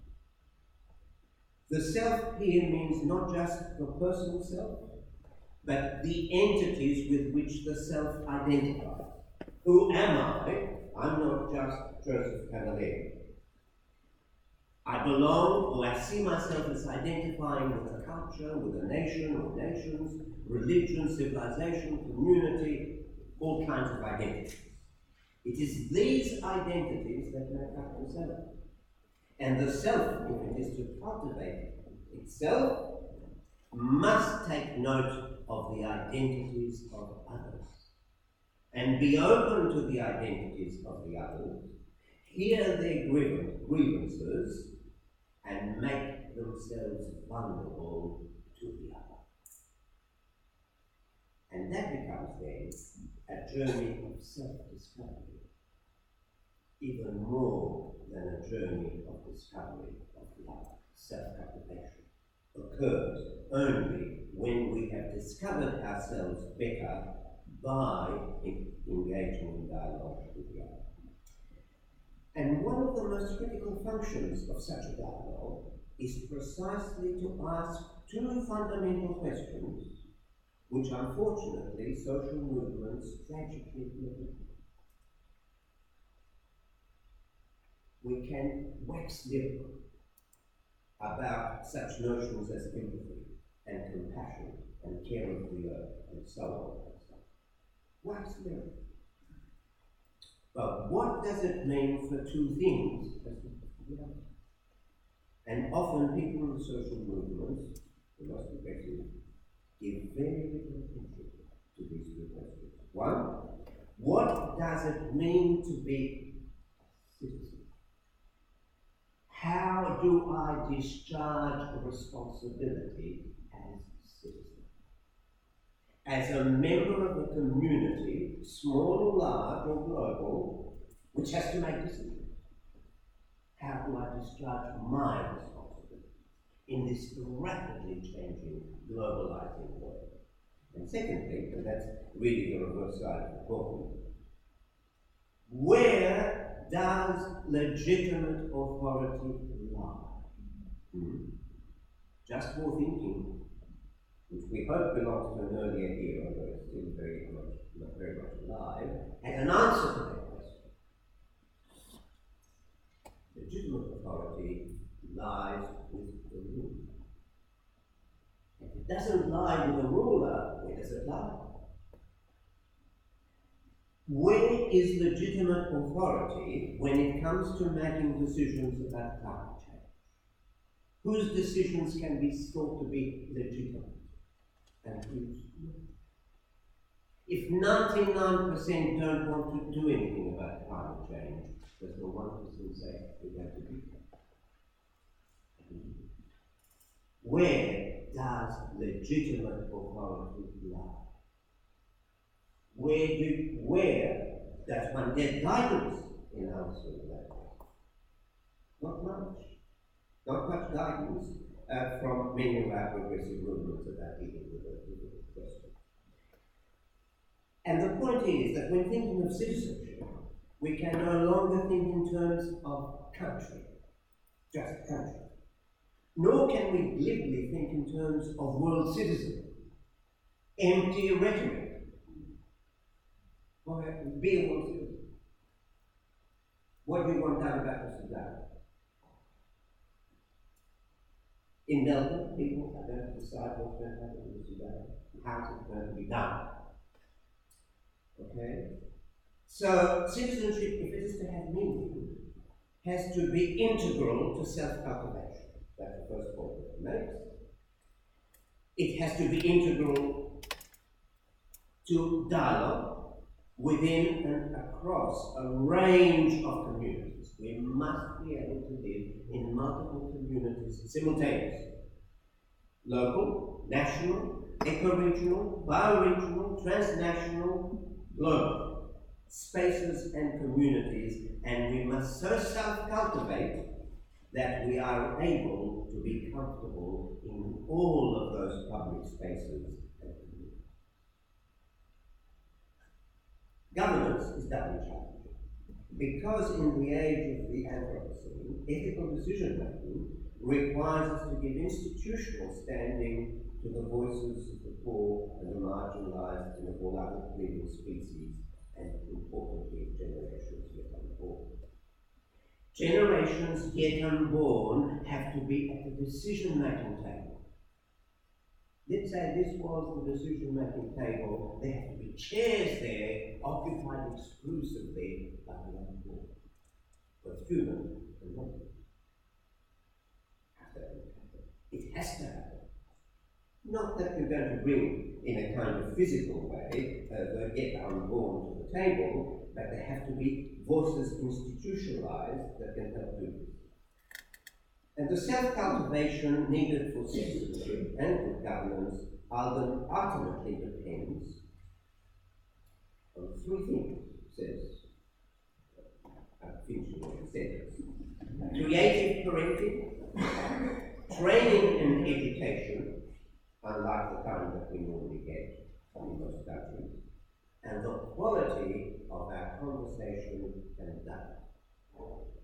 Adequate parenting, training, education, conversation, and dialogue for self-cultivation of the kind described, he says, is the ethical imperative of our time. Much too.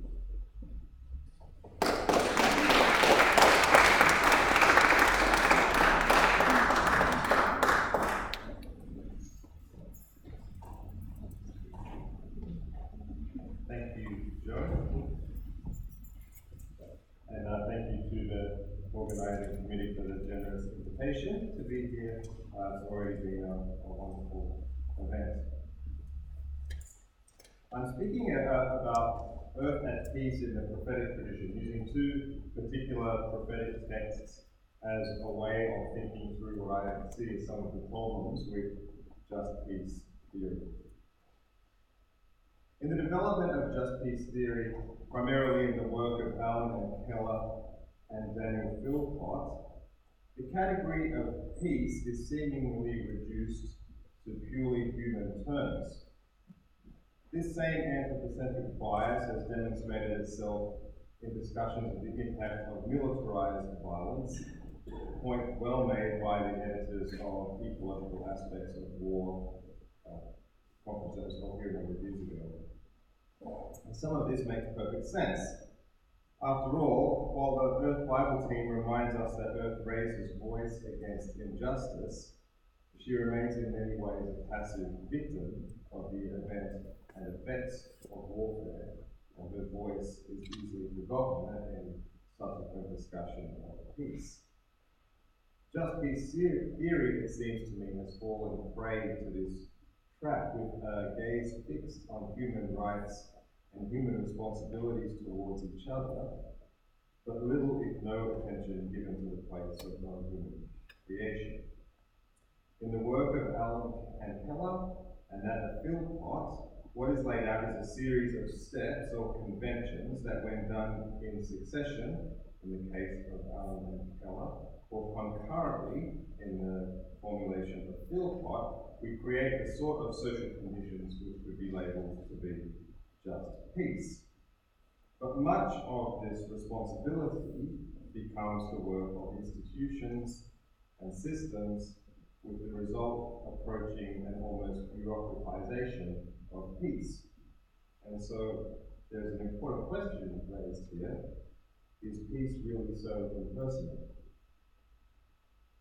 It seems to me that in order to imagine what just peace might mean for the world in practical terms, or what we might call lived experience, we require a different set of conceptual apparatus than theorists provide. And I want to turn to two biblical texts to help discuss this new act of imagining.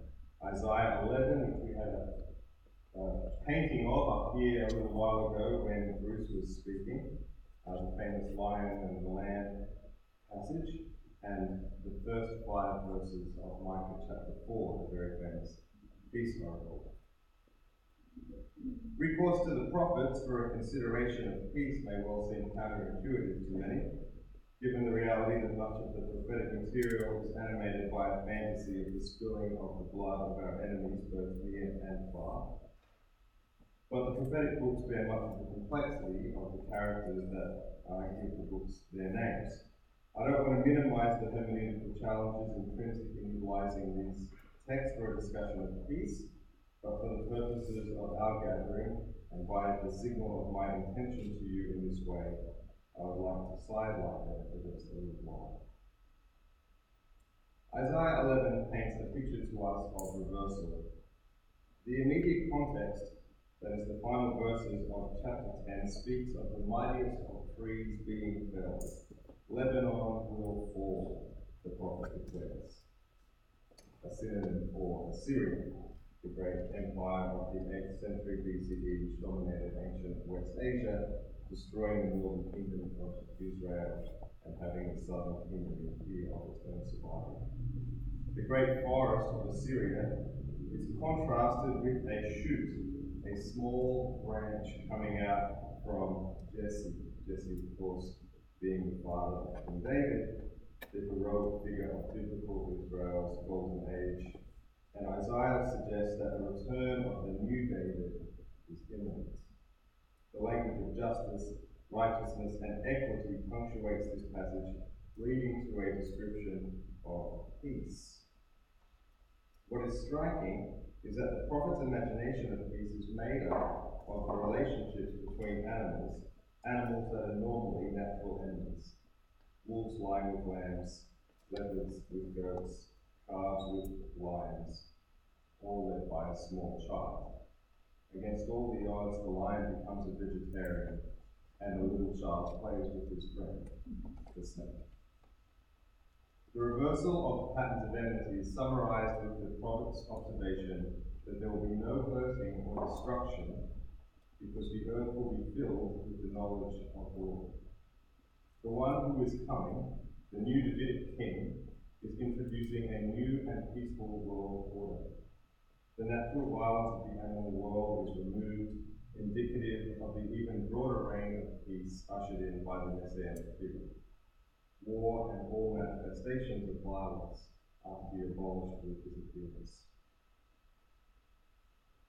The second text I'm interested in is the famous peace oracle of Micah 4, 1-5, spears and turned into plowshares and so on. It contains similar elements to the work of Isaiah, but differs also in significant ways. Rather than present peace through the means of the reversal of patterns of non-human enmity, Micah presents a picture of the refashioning of the tools of war. Weapons once used for the destruction of life, swords and spears, are refashioned and used for agrarian pursuits, plowshares and pruning hooks. These weapons will no longer be used in acts of violence. Indeed, nations will no longer teach their citizens warfare anymore. It is instructive to consider the person of Micah. Micah is a farmer, a pastoralist, from an outlying village some distance from Jerusalem. Much of his work raises a protest against the excesses of the capital, precisely because the policies of protection which safeguard the city put his community and those like them at risk. When enemies approach Jerusalem, it is the outlying villages that are most susceptible to early acts of violence. When Jerusalem raises an army to defend itself, It is the sons of village farmers that are conscripted into battle. When taxes are raised, it is the village farmers, already stretched to their hilts, that carry the burden of feeding the urban elite. For Micah, protection of Jerusalem is hardly as important to him as the very survival of his family. And so verse 4 is loaded with meaning. In 2 Kings 18:31, an Assyrian official counsels the king's advisors to make peace with Assyria and to ignore King Hezekiah's advice. This Assyrian official claims to be speaking the word of the Lord and offers a gift to every citizen of Jerusalem. Every one of you will eat from your own vine and eat from your own fruit. The very words that Micah cries out in verse 4 of his oracle. It seems clear that Micah is aware of this offer and he cries out, "Take the deal." Micah is not trying to avert the destruction of Jerusalem. By that stage it would be far too late for him and his family. For Micah, the issue is far more immediate. Peace now. Peace, it seems, at any cost. It is, in Smith Christopher's reckoning, an agrarian anti-war protest, driven by concerns that are perhaps only tangential theological. The primary driver is the basic human impulse, survival. Against what we might expect, in Micah's reckoning, the nations are not led to Zion.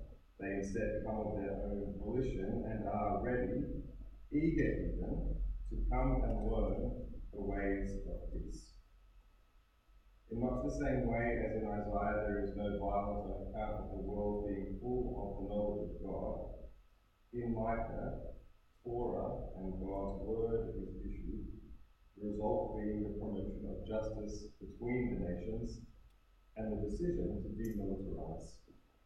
There is no threat to their lives, no anxiety about the fruit of their toil, no question that they are able to amply supply themselves and their families.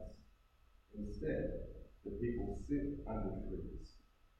This linking of sitting under trees links peace with the environment. People are no longer under threat. Earth is at peace. Both of these passages, Isaiah and Micah, talk of a time in the future, in those days. The effect of this is to dislocate the ideas from present realities, to set them into the future. Not surprisingly, across time they have become almost eschatological, or to use another category, utopia. Are the images of Isaiah and Micah hopelessly ideological? Is an anti-militaristic stance really so radical? Is a world beyond violence a world impossible for us to imagine? Or perhaps more pointedly, are we really prepared to ignore Micah's vision? Are we prepared to say to those that suffer at the hands of the powerful that their experience is of no consequence? Are we willing to say that it is simply the nature of things, that the strong will prey on the weak? These are not simply images and ideas to make us feel good. These are images which call us to the hard work of peacemaking, the hard work of reconciliation, and the hard work of justice. They must not be images of utopia. They must be an alternate way.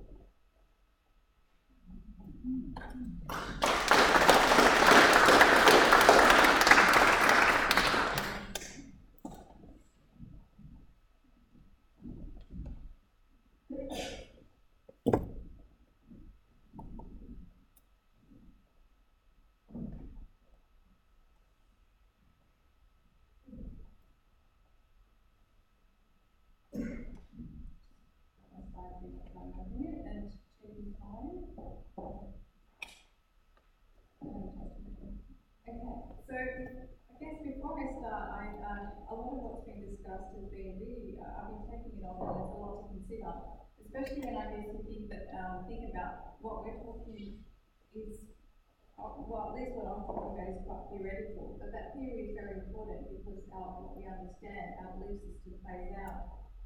And I also wanted to mention, I mean, Christchurch has been mentioned a number of times today, and 2 days after the massacre, I actually went to Christchurch to try to support the community there as best as I can, and I think that's probably been the closest I've been to a terrorist attack, especially dealing with or talking to victims and the family of those killed.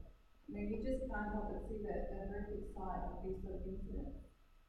Add to that, according to statistics, over 90% of victims of terrorism globally are Muslims. When you think that, for example, in Kabul alone, you almost hear about, or sometimes it doesn't make it to the news even, that there is at least one suicide bombing a week with 40, 50 people and Muslims as victims. So I'm not trying to play victimhood, but I guess, and then Sri Lanka incident happened, and it's very sad, especially when Christchurch was so, I guess, fresh in my mind. It was, I was able to, I'll be honest, I was able to empathise even greater, even more so, because I had seen what it had done to people in Christchurch who had been, they'd gone there, a sacred space to worship, and it turned their world around. So then I realised, wow, Sri Lanka, same thing. They went to a church to worship, and it's turned their world around. So the effects of these incidents, cannot be underestimated. And then people like Senator Fraser Annington I talked before, I couldn't help but respond to his tweet last night, and he was saying, look at it, look at Sri Lanka, because at the moment it looks like it was the Muslim terrorist group that undertook it. And my response was, Christchurch happens, Muslims are blamed, Sri Lanka happens, Muslims are blamed, whether you're on the victim end or on the attacking end. I guess this shows that we need to change our discourse. It's not, this is where, as humans, it affects us all. It goes beyond religion, but religion plays an important role in many of our lives. That's the reality. Or it's used as a tool sometimes in negative ways as well. So that's why I think what I'm talking about today is important, because it molds the way people think. And the important idea is, let's mold people's way in a positive thinking. And so, as I mentioned, 1.6 billion Muslims around the world, we want to mold their thinking in a positive way. I guess as a Muslim, I feel that I'm responsible to try to positively change the way that the Muslim community thinks. So if anyone's going to say something bad, I'm the type who will call them out on it within the Muslim community as well. And just on that, recently there was a story on social media a lot, by the way. There was a story so I see a lot of things that people wouldn't talk about. There was a story of a Christian delegation that prayed in a mosque. I believe it was in the US. And some people were like, oh my God, how can that happen, kind of thing. And this is where I think knowledge is key, because I said, you know what, during Prophet Muhammad's time, there was actually a delegation, national delegation, that prayed in the mosque. Why is it not okay for it to happen now? So this is where I believe that, we need to understand religion in a way that is going to positively contribute to peace. And I do strongly believe that all religions contribute to peace. They're all about peace. As long as it doesn't get warped, or, I guess, used as a justification for violence, which we know that it can happen with all religions. So I guess this is, did I just start with 15 minutes? So in that context, let's look at what I guess is the Islamic approach to this whole thing is. Two things I want to focus on is the value that's given to creation, but also the potential that's seen in creation. These are embedded theological, spiritual teachings of the religion that, I would say that no Muslim would be able to deny, but whether they keep it at the forefront of their mind when they're commenting on world events is another thing. So we need that cultural shift to happen and start to talk about it as we are here. So this is a critical point at the moment. So I would say that from an Islamic theological spiritual perspective, everything is seen as having a meaning, a value, and a potential that can't be negated. And I'll go into those in more detail. And this then changes our interaction with each other, but also with the creation, which includes the environment, and the whole ecological system. So I mentioned that there's two things, value and potential. So let's talk about value first.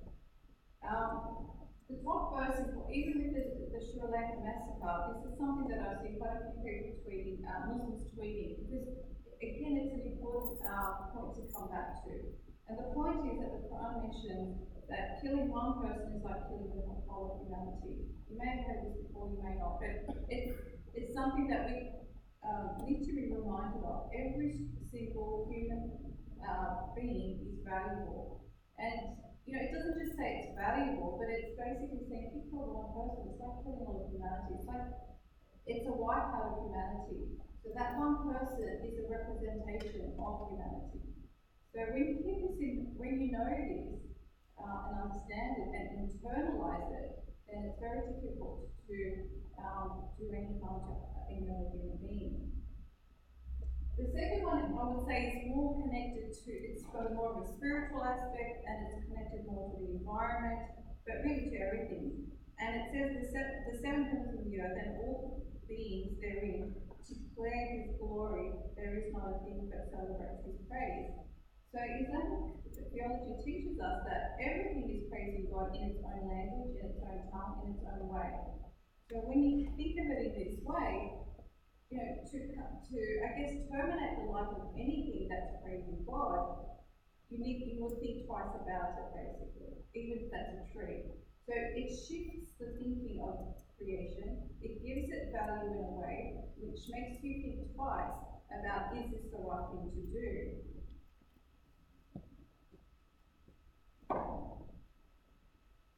On this point, another important, I guess, theological understanding is that I guess it's similar to the Christian understanding where man is created in the image of God.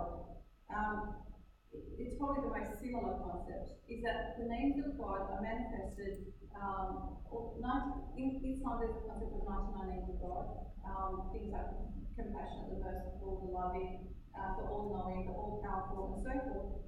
And these are names that are manifested in human beings. And again, that makes humans sacred because they are mirroring these names of God. But it doesn't stop there.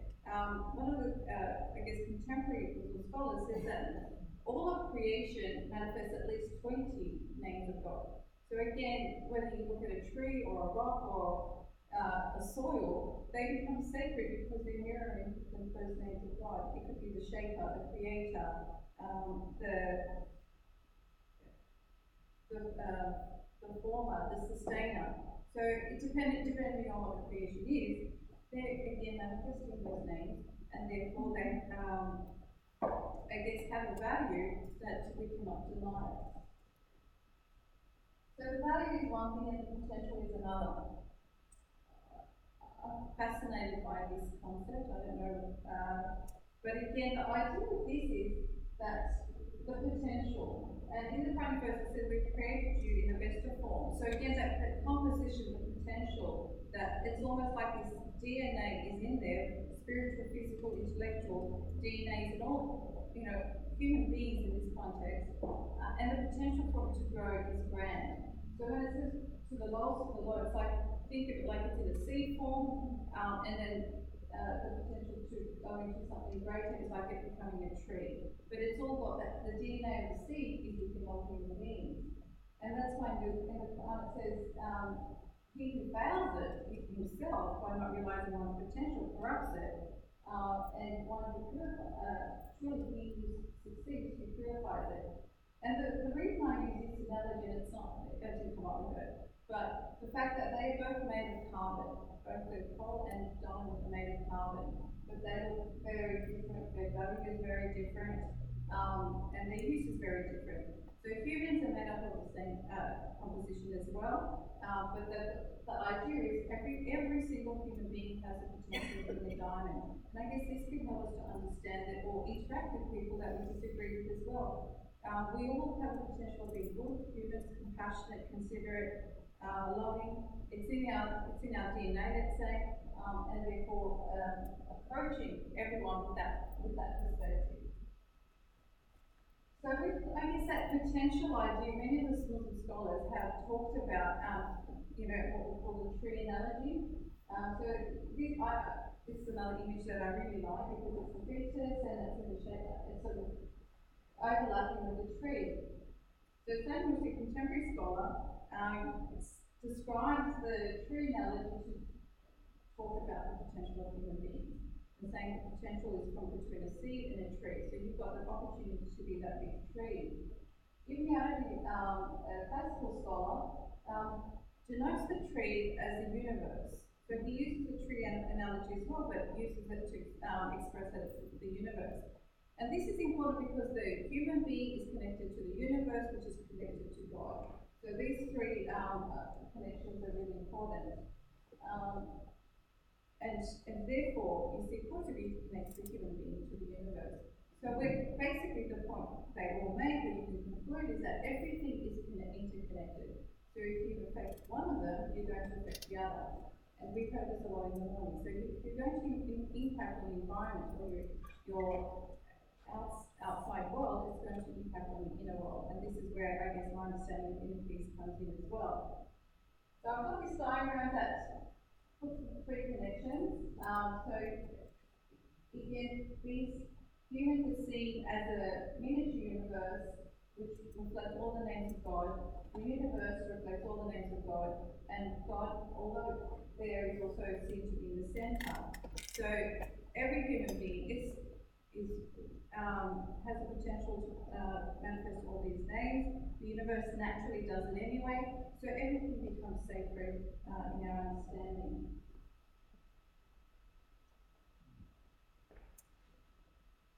And with this potential, it's really interesting because the way Muslim contemporary explains it, he says everything has the potential, or seeks to realize its potential. Even a seed wants to be a tree. And to me, this approach is quite important because it gives a character or a personality to all living things, whether it's animals or it's trees, plants. So you're seeing them as wanting to be something, and when you approach it that way, you give it value, but also you're more cautious about disrespecting it or doing wrong by it. And I guess this approach to having a relationship with everything around us, I'm not going to go into it, but there's a whole discipline of what we call Islamic morality, and this is all about rights of everything in your life. As in, you've got a responsibility towards those things around you. You've got a responsibility towards your parents, your children, your neighbours, your relatives, your business partners. And this is where environmental rights comes in, animal rights come in. Again, there's a lot of literature, especially in the last 20, 30 years, that are coming up in this area. What rights do animals have from an Islamic perspective? These discussions, again, are important because it changes the way we view these, relationships with our surroundings.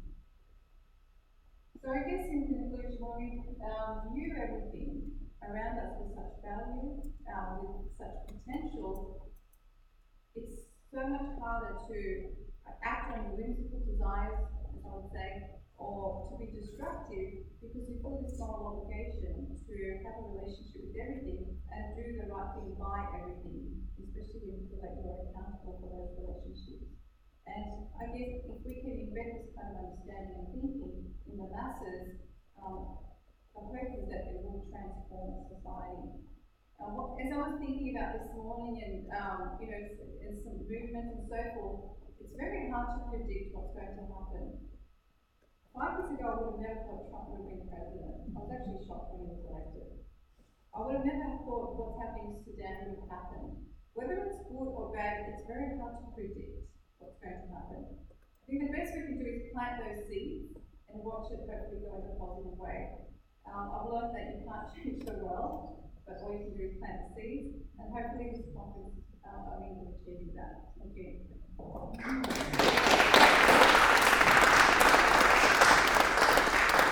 Thank you, Soraya, Anthony, and Joe.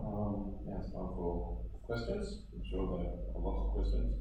I'm just wondering about availability of files. This one.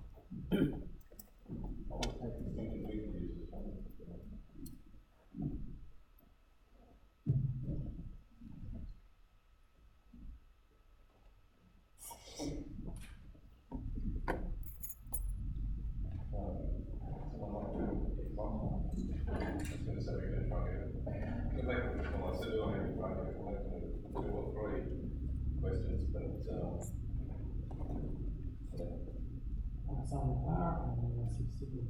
I have a question really which is connected to Joseph Smith-Love's speech. What's the role of imitation coming from the Islamic perspective? I'm thinking Taqlid, doing it is Islamic has received great applause. It's also received great condemnation from different circles.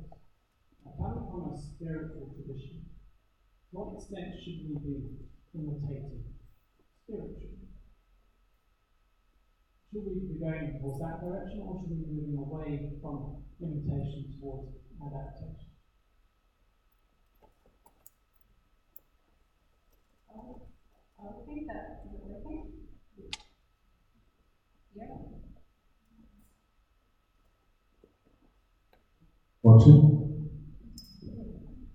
I guess in an ideal world, having that, what we call the true tahqiqi understanding would be ideal. But I think as the more I interact with people, the more I realise that for me, it's idealistic.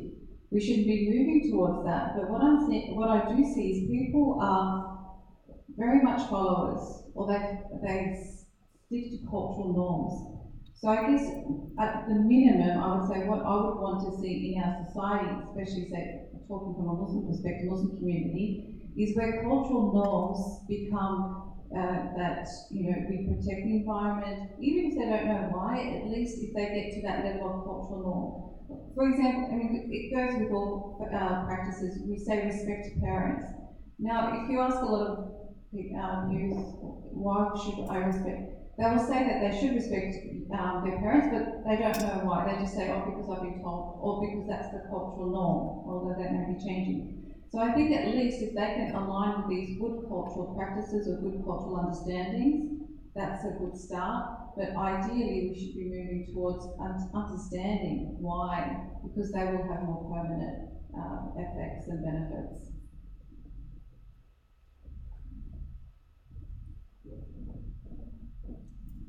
Thanks. My question's for you, Joseph.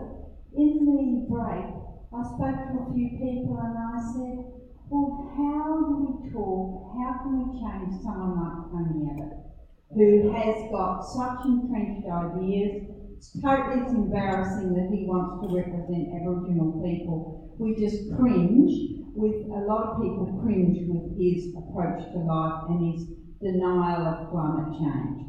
And a few people, we had a conversation and we thought, well, we don't try and change Tony Abbott. The strategy would be better if we change everyone else around him, isolate him until he becomes just an oddity that's an embarrassment, and he doesn't hold the position he holds now of seeing himself as an authority on climate change denialism and something like that. Now, I just think that's probably a very good strategy. So I'd like to know what you think, because he has very strong Catholic views. He was brought up well-educated in the Catholic one. So how when you have someone that is embarrassing to a lot of the beliefs that a lot of other Catholics have, how do you outsmart them, you know?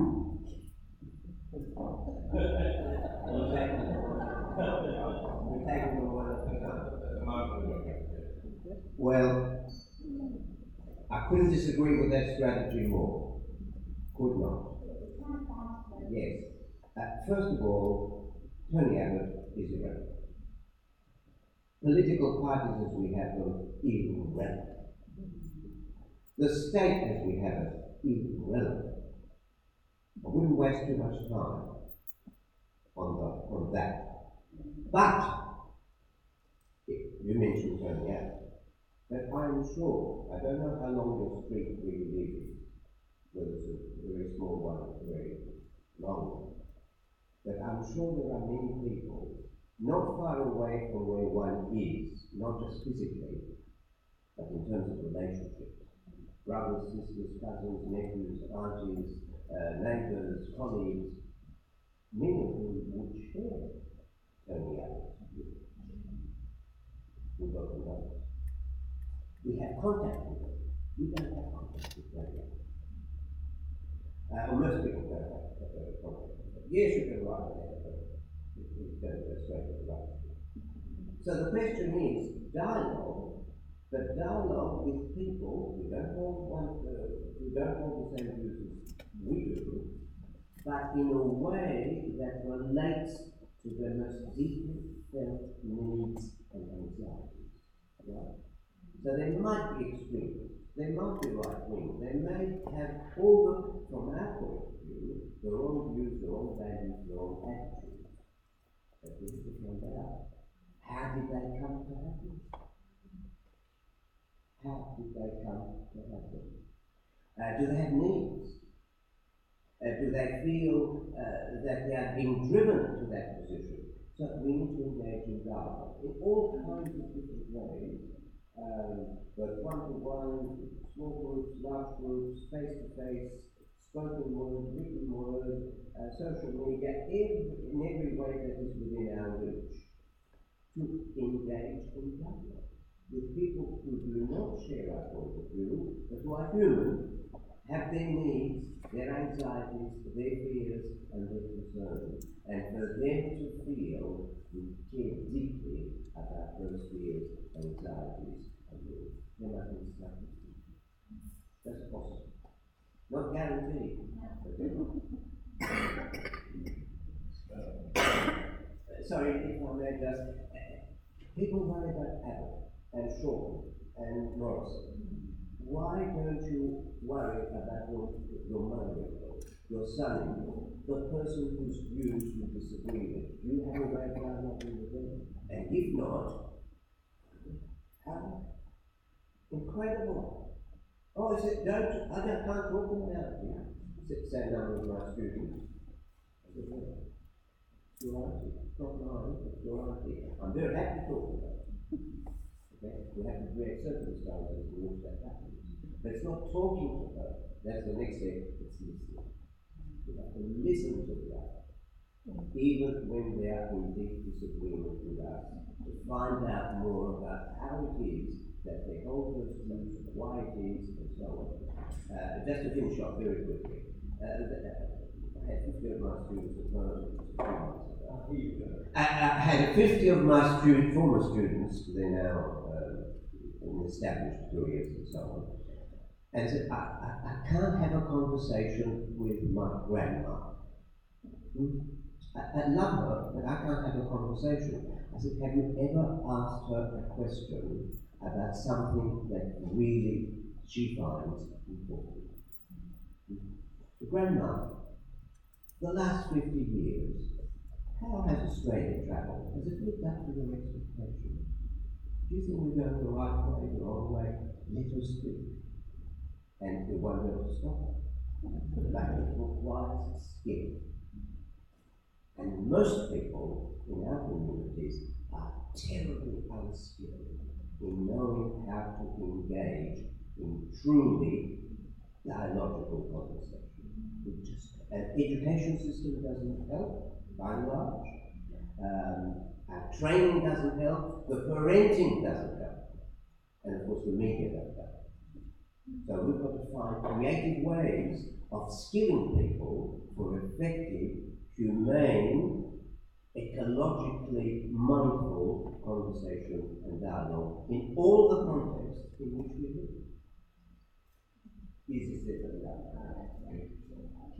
I totally agree with Joseph on that. And I think another point that I've been thinking of is when you get to a critical threshold of people or voice, and this could be through social media, change happens. And I think to some degree, like we were mentioning, the kids that were protesting for about climate change, they haven't got to that point where it will make a change as yet.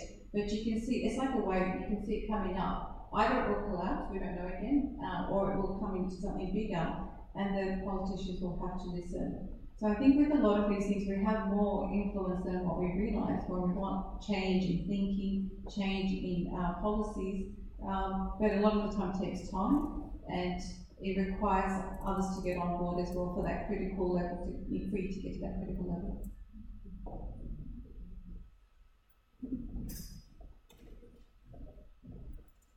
It's also not a question, it's an observation. In preparation for coming here, I managed to get through the Laudato Si, which is the latest encyclical by the Pope on environmental issues, etc. I was struck by the text that you quoted saying all is connected, because consistently, in almost not in every chapter, throughout all the chapters, he's saying everything is connected. So what I'm pointing out to is the fact that within Islam there are truths which are available and stated openly in non-Islamic circles. And I think there should be more mutual exposure so that people are aware of the fact that, we've got more in common with Islam than we think.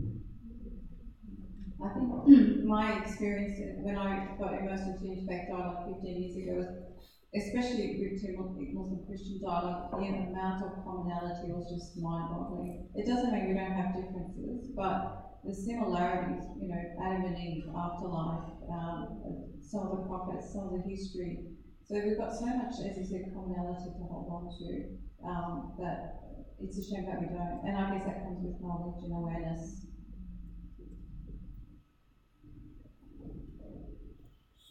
Stephen and then Mark.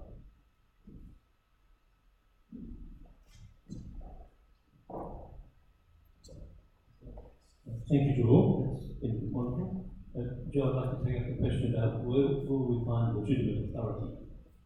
And I realise that you can answer this on many levels, but I notice that in the answers that have been attracting me while I've been listening have started in the bottom-up mode without denying any other possibilities.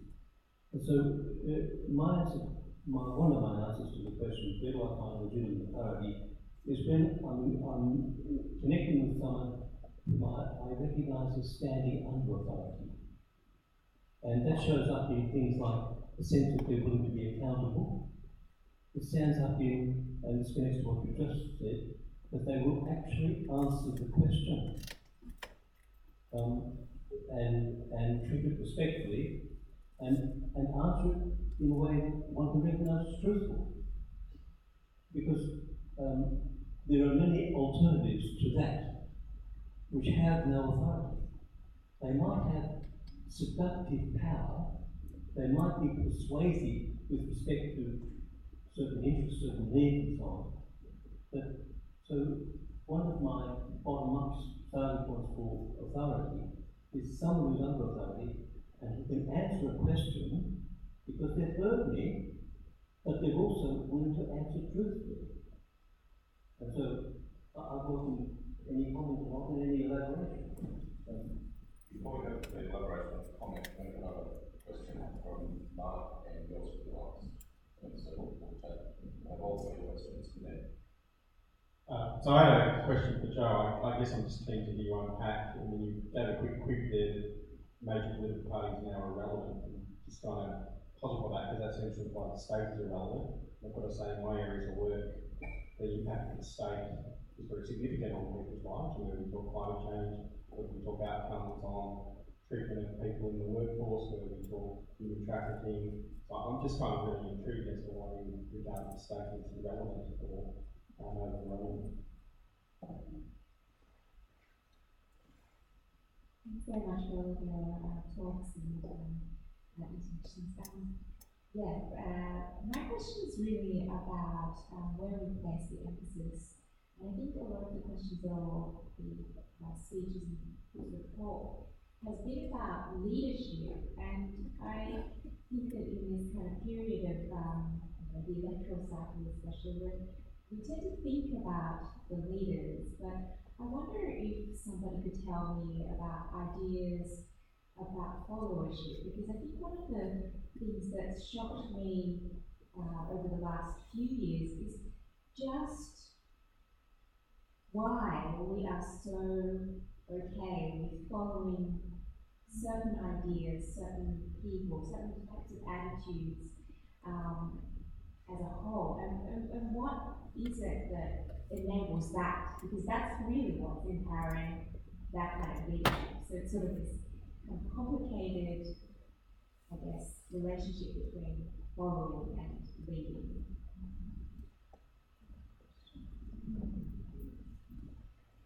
So, Joe, you want to kick off? It's impossible to do justice to these two questions. There's so much in each of the three questions. Sorry, I said impossible to do justice to all three questions. There's so much depth in each of them. I just want to say this. I'm an intensely political person. But not in the party political sense. And therefore, authority, when I was referring to authority in my brief remarks at the beginning, I wasn't necessarily thinking of religious authority or cultural authority, which can be used in many different contexts. I was thinking specifically of authority which has made a decision about something of importance to either one community or several communities. So, to be a little bit more specific, when it comes, let me give you two examples. When it comes to a smaller scale question, who or what is the legitimate authority for determining what is proper regulation of society in terms of policing?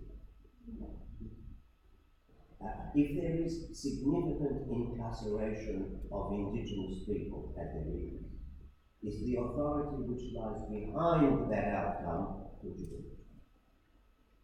And if it is illegitimate, what are the implications of judging it to be illegitimate? Who should decide? Who can decide? I'm talking about decision making. So you may want all kinds of qualities, but they might not be necessarily in positions of decision making. That's what makes it so difficult. So, for example, forget about policing for a moment. Who can decide? If you want to think it through a little bit more carefully, who is the legitimate, or what is the legitimate authority for determining whether the policing in Melbourne should be equipped with guns? Who decides? You tell me. Who do you think the right authority is to make that decision? Very complicated. And similarly, of course, even much more complicated still is, whose decisions regarding climate change are legitimate in the world today? And the answer has to be multiple authorities. And they have to operate at all levels, from the very smallest with the smallest local community to the globe. And then you have to make all kinds of decisions. You may decide that a global decision which brings governments together, as has happened, let's say, for the Paris Agreement, not appropriate anymore. We have to find different ways of getting to a global decision about targets and how to pursue them. Well, we have to, people who are supposed to be progressive and concerned with change and dealing with that predicament have to deal with that very difficult question at different levels, from the very, very local right to the global. How can we construct decision making in ways that we can have confidence in the outcome? That's the burning question of our time. Okay? 300 years ago, 400, people did come up with a series of answers to that question. Are they still valid? They said the state, representing roughly some kind of nation, and whoever governs that state makes these decisions full stop. And if we go the democratic route, we try and have a representative form that can represent people we choose, who can represent us, and then take a position. Is that model still valid for the world of the 21st century? I suspect it is not. But people refuse to engage with that question. They think it's too hard, too difficult, I don't want to talk. It's disastrous. We have to address it. And maybe we are now looking for a very different model to the one that we have been born into and that has been our custom for, let's say, the last couple of hundred years. There's a lot we can do. I think that a lot is what I think a lot. We all do. That we are, many of us are followers, and you know, if we may be a leader in one area and we may be a follower in another area, I think the key thing is that we need to work on our circle of influence for a positive change. Sometimes we can be quite overwhelmed as well with so much happening out there. But in something like the Aboriginal rights, I know that it's not really in my circle of influence. But if anything, any decisions being made where I can make a contribution, I know where I would stand, basically. But I'm a lecturer, Islamic Studies lecturer, so in that area I feel like I've got a greater circle of influence, so if I'm going to encourage Muslims to be peacemakers, that's where I would put a lot of my energy. So I guess we all have to think about what's our circle of influence and focus on that. Thanks. I realise we haven't necessarily addressed all three of those questions. I think we've got two addressed in the midst of that. I'd like to just raise something with regard to the issue of questions and that in relation to followership, because I think the good man Rabbi Ralph is on the program to maybe ask him about Chutzpah and the Jewish concept of basically asking hard questions of God. And when you have that, that is actually a good safeguard against purely divine command-based ethics and forms of unthinking followership. And so we see that with Abraham, with Sodom and Gomorrah, God showing for God all the earth, do what is just. We see it with Job, we see it with Jesus as well. And I think that's something that's quite a useful point in some ways for us in relationship to blind followership. I found it really interesting in terms of what Zorana was saying in terms of potential. So I guess the stereotype, both of Christianity, Judaism, and Islam, perhaps most of Islam in some ways, but Judaism is strongly regarded as a religion of the law, is the divine command is the primary version of ethics. But you were talking about potential or telos, in terms of a purpose, potential in that, and quoted Islamic scriptures in relationship to that. It's interesting that Aquinas, who probably had more dialogue than most theologians with Islam, and Francis as well, Aquinas has a very strong emphasis on potential, the telos, the kind of yearning and longing that comes out of humanity, that is fulfilled in relationship to God. And that could be a very instructive way, rather than just having blind following of divine commands in each of our traditions. It would be good to have some further dialogue about that, I think, in some ways. But obviously lots of good questions raised for everyone here, and particularly want to thank our three speakers, Zorana, Joe, and Anthony, and let's put our hands together.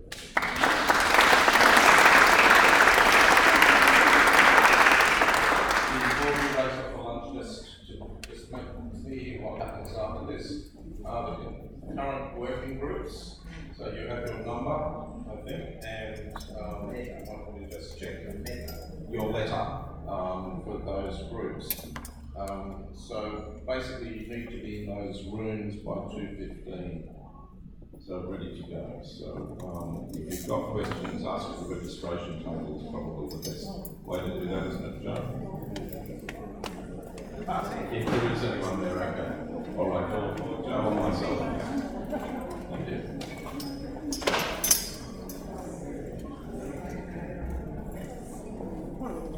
No.